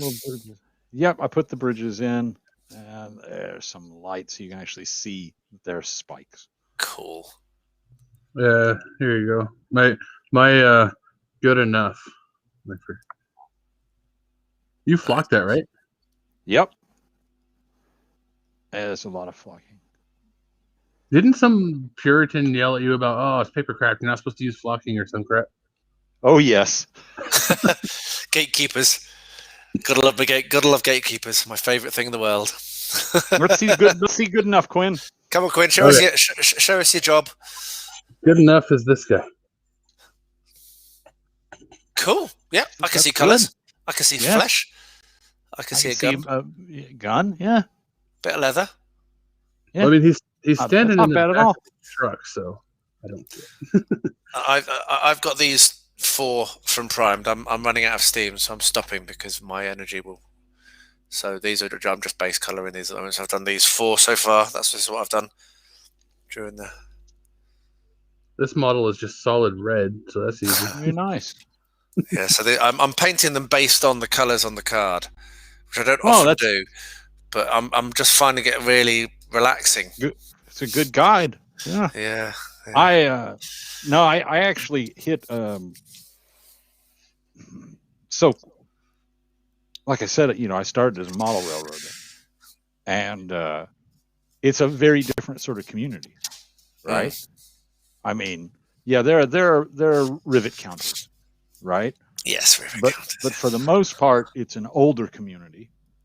They're not a ton of young, although we're now starting to see younger guys come into it. It's a graying hobby, okay, but it's a very there's very little gatekeeping, right? Until you get to rivet counting. Yes, and that's really all about the trains, right? Oh, that consist they'd never put that with that train, that engine, and era specific stuff. Yeah, era specific stuff. But outside of that, there are lots of different guys doing it at radically different levels of competence. Like some guys are just happy slap some track down and put a picture behind it and run trains, because for them it's not about modeling, it's about running trains, right? And so when I started doing this is when I first encountered model gatekeeping, and I got it on both sides. Like, you're absolutely right, Quinn. I did have some papercraft kind of guy go, well, why are you doing? Why don't you go, be with the terrain builders, right? But I also got it from the other side, which was, well, no offense, mate, you're just printing out artwork and sticking it down to foam. That's not really crafting. You're not a real crafter. Not a real crafter. And I'm like, oh, well, it just appeared in the middle of the night. The tile maker elves must have come and made. You send them over here, mate. It looks great. Yeah, I don't get it. I can't get my head around that kind of attitude. Like, I had the guy who told me that using corrugated cardboard he basically told me that I was irresponsible to be showing people how to use corrugated card, because people should use real materials. That's basically what he said. And I was like, well, excuse me, but that's all I've got sometimes. And I know a lot of people where that's all I've got. So if I can help them to get a better result by the tricks I've picked up, then screw you. Yeah. And then I blocked them. Here's the thing about real materials, though. You know what they are? Corrugated cardboard with art printed on. Well, I mean, like, do you two know who DM Scotty is? Yeah, he does loads of card stuff, doesn't he? Like, it's all cardboard, right? That's how he started. Like, his entire channel is, oh, hey, let's take a bunch of shit that you would normally throw away, absolutely, and make great stuff with it and have fun. Yeah, and he's a really fun guy. Have fun. You get joy out of it. It goes back to what we said at the beginning when Kuja was saying that he's feeling picked on because we're creating things and he buy things. No, screw that. Have fun. There is no gatekeep there. There is no. You have some amazing stuff and you have a lot of fun with it, and there is nothing else that matters. That's right. Well, that's your own satisfaction. Other thing I really hate too, especially it's a YouTube thing. I see it everywhere, not just in crafting. Is so and so did it this way, so that's the gospel. You must do it this way. Yeah. No, I try to make a point of it in my videos. I used to do it more than I do now. Of saying this is how I do it. Do it your way. I don't care. Yeah. Here's an idea I've got. See if it works for you. So okay, Beard, get your finger ready to drop me out of the stream because I'm going to be contra-fucking-versial for a moment. Do it. This is why I invited you. So here's the thing, and I've talked to a fair amount of other friends, some of whom are crafters, some of whom aren't, but are involved in, like, the thing about the academic community is it's incredibly controversial. Okay, and one of the things that I found most interesting is coming into the crafting community is the similarities between it and some of the aspects of the academic community. But what I have noted, here's my controversial comment, is on YouTube, there are people who are running channels to whatever level of satisfaction or artistry or accomplishment that are crafters. And they might also be good YouTubers. They might have nice cameras. They might have good transitions and music and all that, but they are primarily crafters, right? Then there are people on YouTube who are primarily YouTube content creators whose content is crafting. And there's a big difference between the two of them, right? The ones that are the crafters who are also YouTubers are always trying to share something or show something.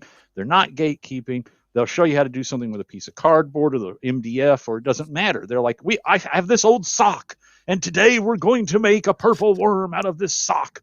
You know, it's a tube sock, and so first you're going to need a lot of PVA, and we're going to dip the sock in PVA, right? They don't give a shit.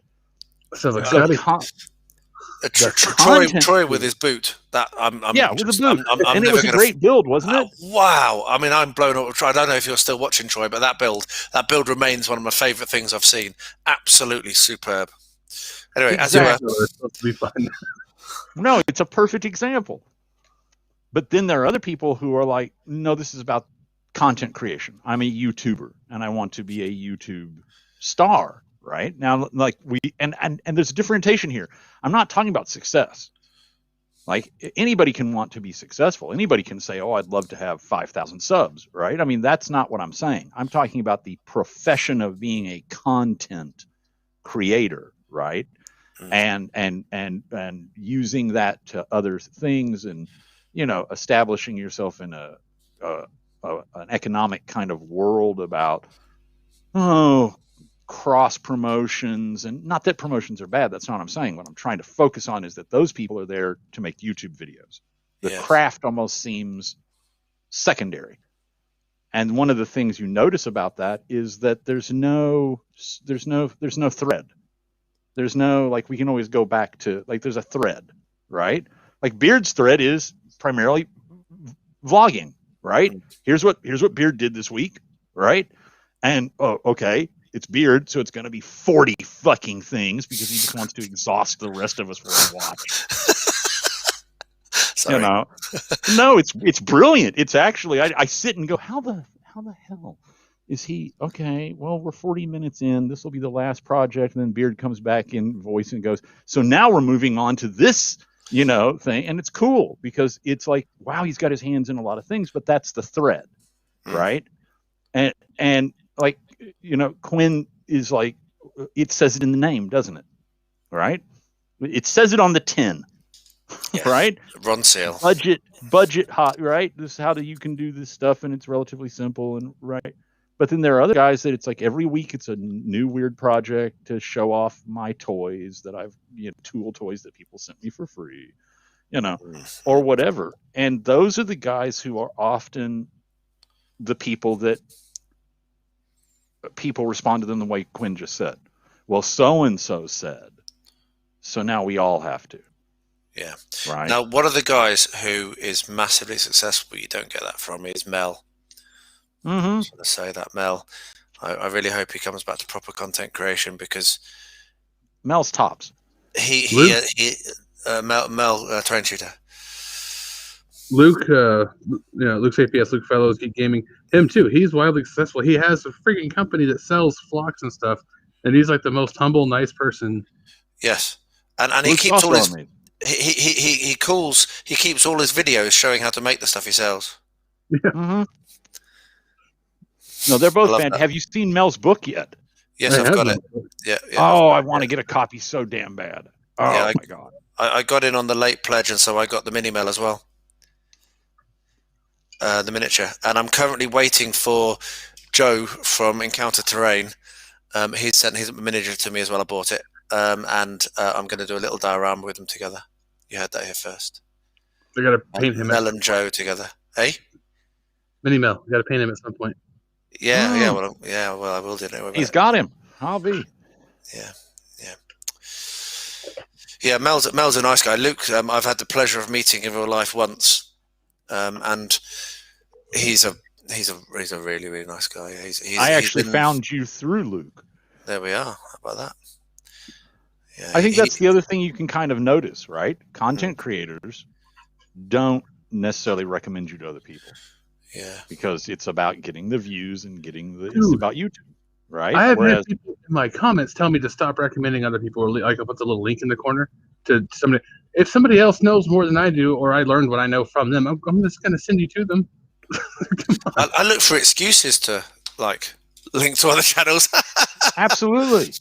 I was saying to you, wasn't I, today, Quinn, the thing that you're modelling for me, that you're going to do for me for the Patreon this month, the reason you're doing that is because I've got a big collaboration with some huge YouTubers. I can't say much more than that coming out, merely because of personal friendship.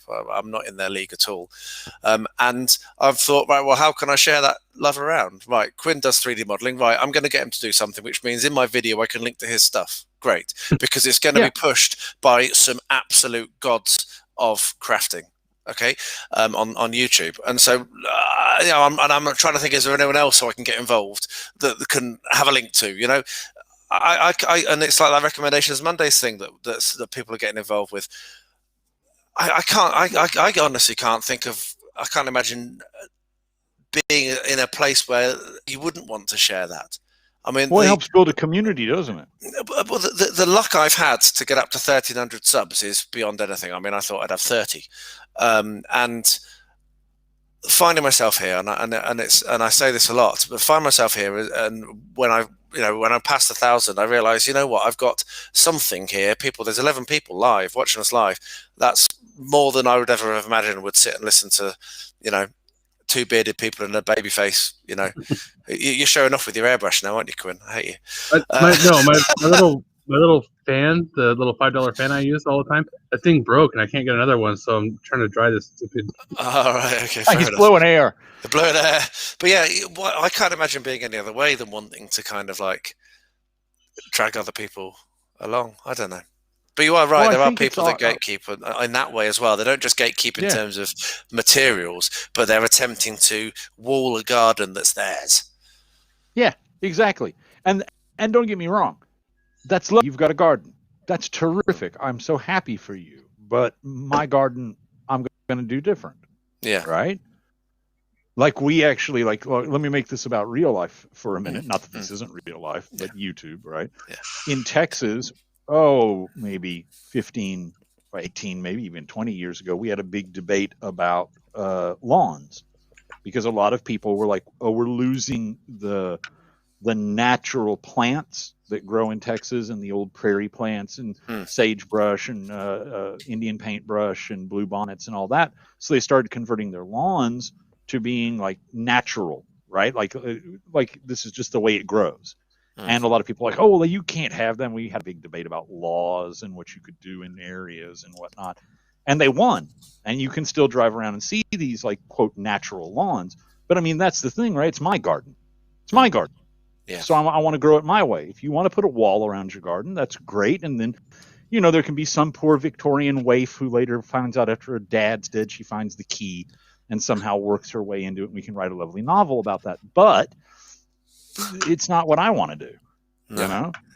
And I think that's, again, it needs to be to your level of satisfaction. And there are people who are involved in our hobby who are here for artistry, I mean, straight up artistry.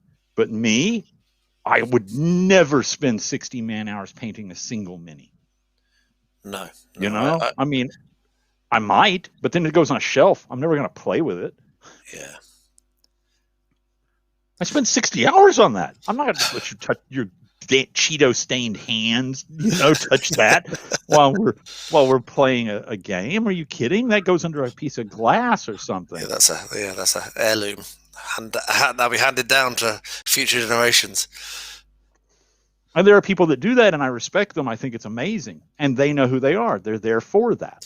That's the thing. There's enough room for everybody to do what they want. So I do weird print and paste. Absolutely, and it's inspiring, absolutely inspiring. I am happiest about the flocking because, like, I wanted to add something. I think it's a natural human thing to want to add something of your own, not to show off, but to say, oh, I pushed the envelope, right? I was, I'm one of the first guys. Chris, who we were talking about earlier, gave me this great compliment. It was very sideways sort of compliment, but it was still a great compliment. I showed like flocking on a piece that I was working on that I hadn't glued down yet, and said, "Oh, I'm thinking about gluing this down. I'm not sure, but I'll show you pictures when I do." And he said, "Oh, good." Right. And then I came back after I had really flocked it and really worked on it. And he said, "Oh my God." He said, when you showed me that, I thought to myself, that's never going to work. And now that I look at it, it really does work. And strangely enough, my respect immediately grew for him. I already respect him tremendously. Yeah. But I thought, you're a really decent guy, because you could have just said, that's never going to work, and discouraged me. Yes. And I would have stopped. Right. I would have gone, well, no, you're the expert. Like the guy that told Frank that he could never have a model railway. Right, exactly. Instead, he just went to himself. Oh, that's never going to work. And so leave him to it. Yeah, leave him to it. And so then to have that same guy go, no, it really works. Wow, made the compliment better. Yeah, too right. Absolutely understand that. That would be fun to do. To chat and build. What would be fun to do? That's Cujo's comment there. What would be fun is to do like a 24-hour one. Like do it for what the hell is it called? Extra Life. Because I can't stream the games. So if you do like a 24-hour one where people can just drop in and out, crafting whatever, painting whatever the hell they want to do, that would be cool, and it would probably raise quite a bit for. Yeah, I'm up for that. I am too. I like that idea. I like doing things for charity. We would have to probably have a rota of hosts. Yeah, to make sure to bring people in. Yeah, and also because 24 hours is a hell of a long time. Oh no shit. I got it. I can stay at 24. I did on the Final Fantasy stream. It's just you guys couldn't see it because it kept dying. I did actually watch quite a lot of that live. And I watched the what was the one you were in, Beard? It was the Middle Earth one. Yeah. That was he did that for 24 hours. He live streamed for 24 hours. Oh, I watched him get punchy. Every time I would tune in again, he would be a little more like, "Hey, I'm still here. The rabbits aren't screaming anymore." And I was like, "Oh, here, you need to sleep." Yeah, he did a really good job. Yeah, he's a nice guy. Really nice guy. Go ahead, Quinn, sorry. In that Final Fantasy stream, I'm kind of glad that my internet screwed up. I ended up calling a couple hours early because my internet was so bad. But the way those games work, when you first turn the system on, it generates one of 256 seeds. 5 of those seeds are like your random encounter tables and stuff. 5 of them are complete garbage. Like you're gonna hate your experience. I don't know why they do that, but okay. And I just happened to get one of those 5. So towards the end there, I was starting to get really irritated with the RNG. So. I've never gotten into computer gaming. I've only ever played Civilization. I never got into any other computer gaming. Personally, I like watching it. I can watch other people play computer games, but I will just watch. I'm not really bothered to pick up the controller myself. Don't know why. Yeah, I'm not much of a computer gamer myself either. I play a little online game with some friends, a little daily thing, just because it's something to do once a day. But this is the reason I will. Go ahead. I'm signed up for Extra Life, and so is Canadian Retro. I just can't stream because stupid internet. I'm actually going to have to cut down my videos because of my stupid internet. But excuse me, sorry. Maybe I'm very lucky with that. I have fantastic internet, and the reason why is because I'm an old man. And it's absolutely the truth too, because I signed up for this internet account that I have, right? Way back. I mean, like in the 90s. And as they've increased, as they've improved the infrastructure, they come and they go, oh well, you're grandfathered, so you get it for free. So Nice. So now I have this ridiculous. I mean, like it's like being on a T1 line here, you know, just because they're now like, you're showing oh well, your you're age, grandfathered. Yeah, you're grandfathered here. You're grandfathered here, and we won't increase your price because we're starting it. And I'm like, oh great, yeah, it's one of the few benefits of being an old guy, so, and staying in one place long enough where they improve. This is the reason I will never paint. See, I could never. I mean, I can't. You could do. Don't say never. You just, as you've said earlier, you could, but you won't because you won't put the time in, and that's an absolute fair enough decision. Yeah, but again, the level of detail on this, I'm sure somebody could paint it, or I could learn to do it, but that would make something that like this, that has taken me, you know, not that much time at all, hundreds of hours. Did you see my barrels out of bond? Yes. Did that in 2 weeks. That was very nice. Yeah, there are techniques you can learn to do things quickly. But I think the flock is dry brushing. Dry brushing is the best. So let's do that as a technique.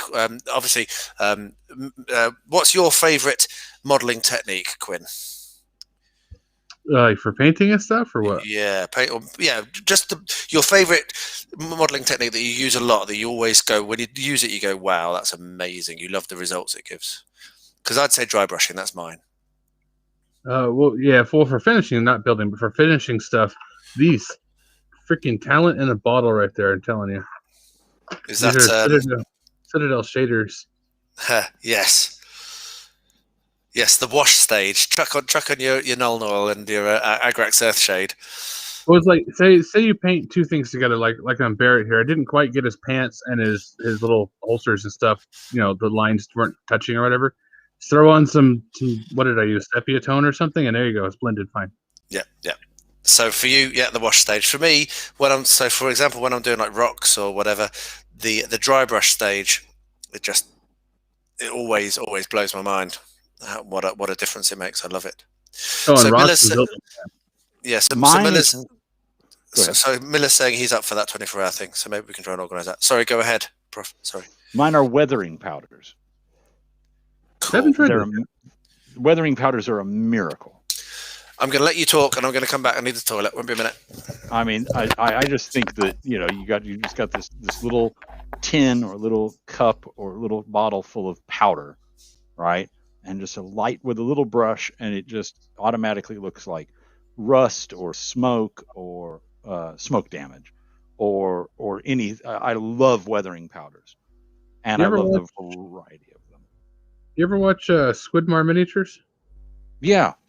He was playing around with inks one time, and that looked like, I'm sure because he's really talented, but he made it look effortless. He just put the ink down and it's done. It's like, what happened there? I want to play with some inks. Roto does that. Rotocron. He's in both Discords as well. He was playing with inks for a while. And he said the results are great. It's just that the ink's expensive. Yeah, inks are expensive, like Winsor Newton and whatnot. I mean, they're good quality inks. I forget who makes this one. Let me see. Oh, it doesn't have a label on it anymore. That's better. But like this is my black ink that I use. And, you know, I have again. Why do I have that? Because I'm an old man. I have a fountain pen. So you know. I do too. But no, I think weathering powders are amazing. I love them. I mean, a lot of what informs. So we talked earlier about how does real life inform your modeling, and we were all kind of like, oh, it doesn't. So we shouldn't have asked that question. But what informs my modeling the most is model railroading, right? And I still watch a lot of old model railroaders. I'm still a member of model railroading organizations and clubs, even though I don't have a layout anymore. I had a layout. I had a whole room, but then my son and my grandchildren and my daughter-in-law moved in with us for about 7 years. And so, well, the boys needed a room. You got to give room for your grandchildren. So all that got chucked out in the garage. I might go back to it someday. But that informs my modeling a lot. And there are so many, like when I go to look for modeling products, the first place I always go is Model Railroad Sources because they've got the best stuff. I mean, Scenic Express. If you listen, if your attitude is I have some money and I like to buy good quality stuff, right? And you like terrain, go to Scenic Express. Their scatter leaf product is amazing. You'll never get better leaves, like tiny little leaves that you can make piles or scatter all around. I mean, they just have fantastic stuff. No, my attitude is more like I'm super broke. How can I do this myself? Right. But see, that's the other thing is if you see somebody else's stuff, you can go, how did they do that? Yes. start figuring it out. And that's what exactly started Luke. Yeah, it did, didn't it?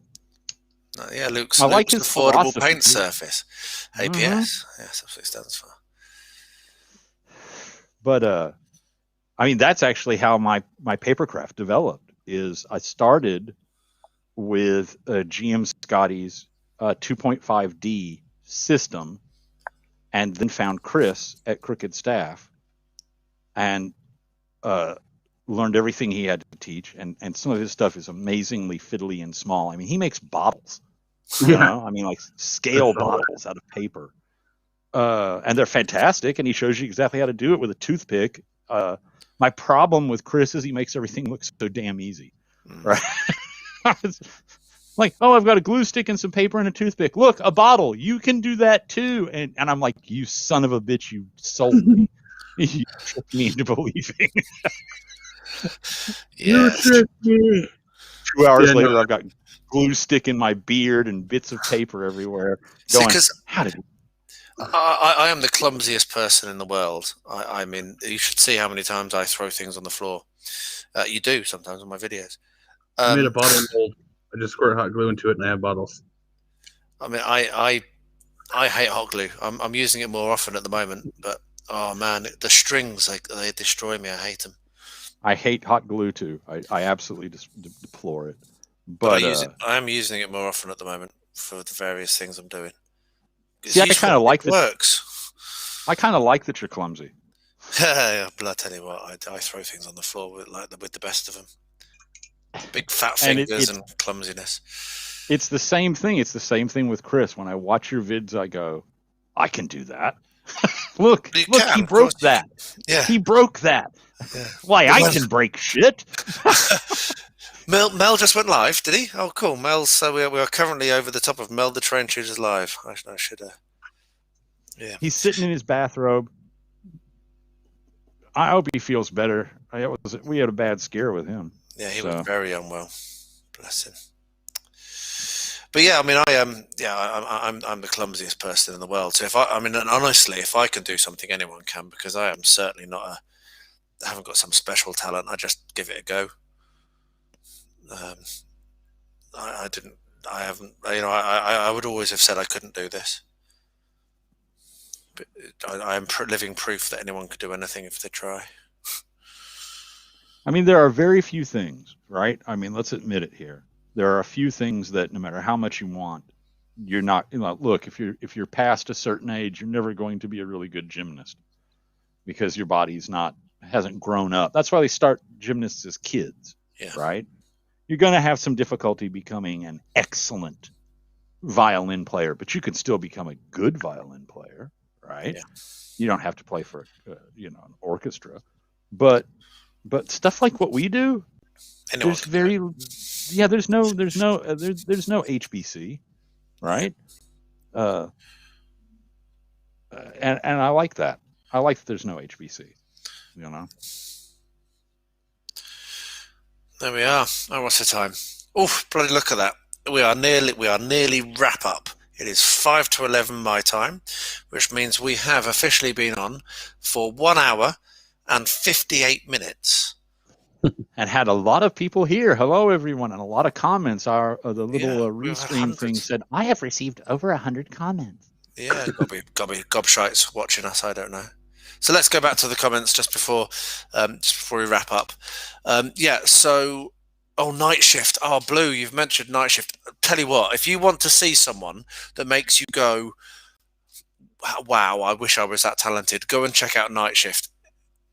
Yeah, he is one of my favorites. I've not watched him for ages because I have less time than I used to, and so I devote my viewing time to the Tabletop Dungeoneers and the videos that are shared in there. So, but if I ever manage to catch up and have time to watch videos, then Night Shift is on the list.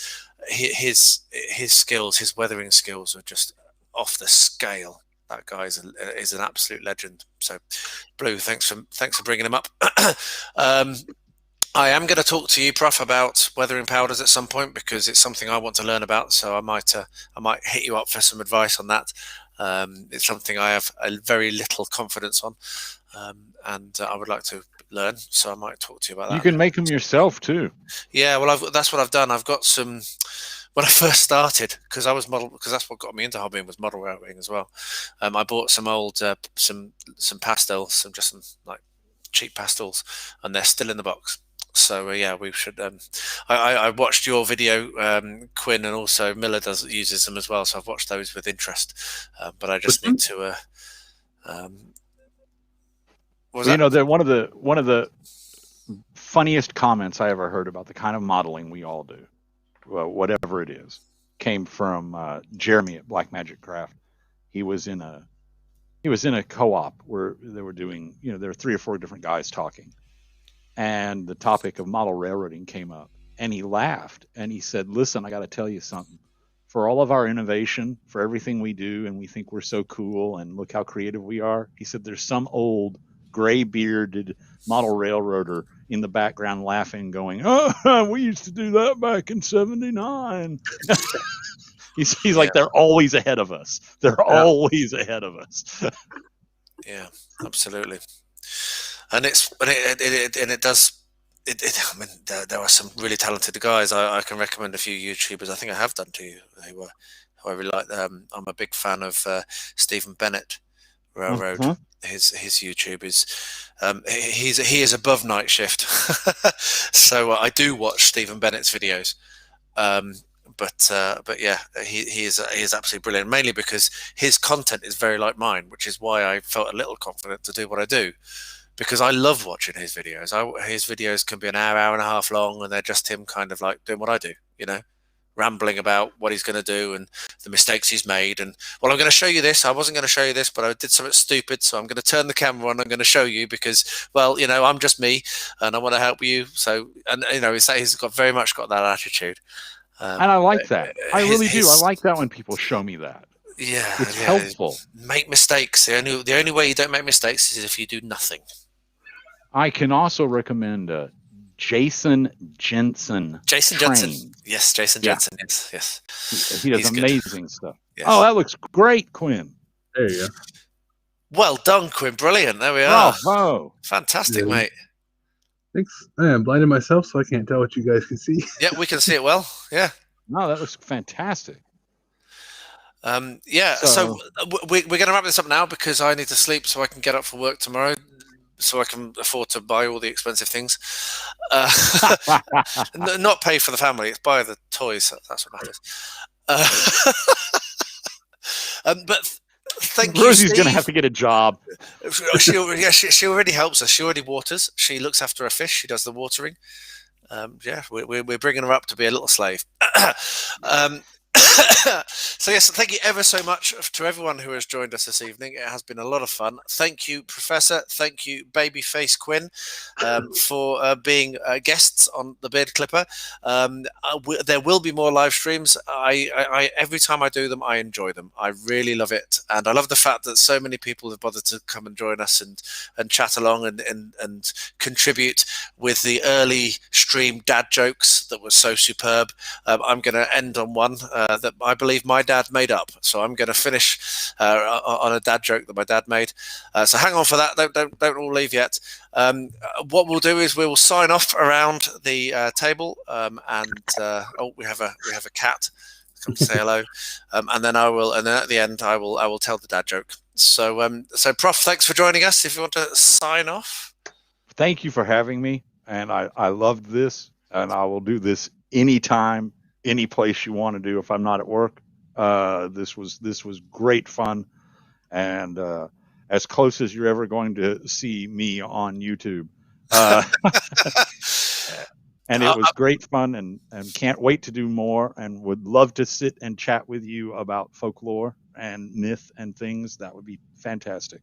And well, Quinn, let's do it again then. Great to see you. Let's do it again then. Definitely, it was a real pleasure chatting to you and having the input of that you've had. It's been really good fun. I've really enjoyed it, and I've got a lot painted as well, so can't knock that. And maybe we can do that build along thing that was suggested. Maybe we'll try and organise that via the Tabletop Dungeoneers. Okay, Quinn, do you want to say a few words before I go to bed? No, thanks for having us. Yeah, like Professor, anytime you want to do this, I'm down. I mean, I'm a vampire. Kate calls you the vampire. I'm the vampire, dude. I'm the one that doesn't sleep. Yes. Well, we do every other week at the moment with Miller, don't we, on our games? Yep. So every other week is going to be available to me for live streaming. So maybe we can. I say this a lot every time I live stream. I'm like, let's do this more regularly, and then I don't. But maybe I really should try and do it. One thing I'd like is anybody who's in chat or whatever on the Dungeoneers thing. Let's try to do some of the build along deals you're talking about as like a practice for a potential 24-hour in November, I believe, is when Extra Life does their thing. Mm-hmm. So, yeah, let's try and organize that. Nice one. It'd be fun for one thing, but it'd also be good practice to sort out all the bugs before we're trying to run a stream for 24 hours. So. Yeah, let's try and sort something out in the next couple of months and get that done. That's a good idea. So I'm going to tell my dad joke that my dad made up, which probably people in America might not understand, but I don't give a toss. My street is so poor they can't afford a clock, so they've got a neighborhood watch. Man, that's a dad joke for sure. I love my dad so much. So there we are. On that bombshell, I really do thank you all for joining us. It's been absolutely wonderful. And as I always say, and I mean it, and you all know by now, I'm sure, please stay safe, stay well, and stay healthy. Thank you very much. We're going to end the stream now. Cheers.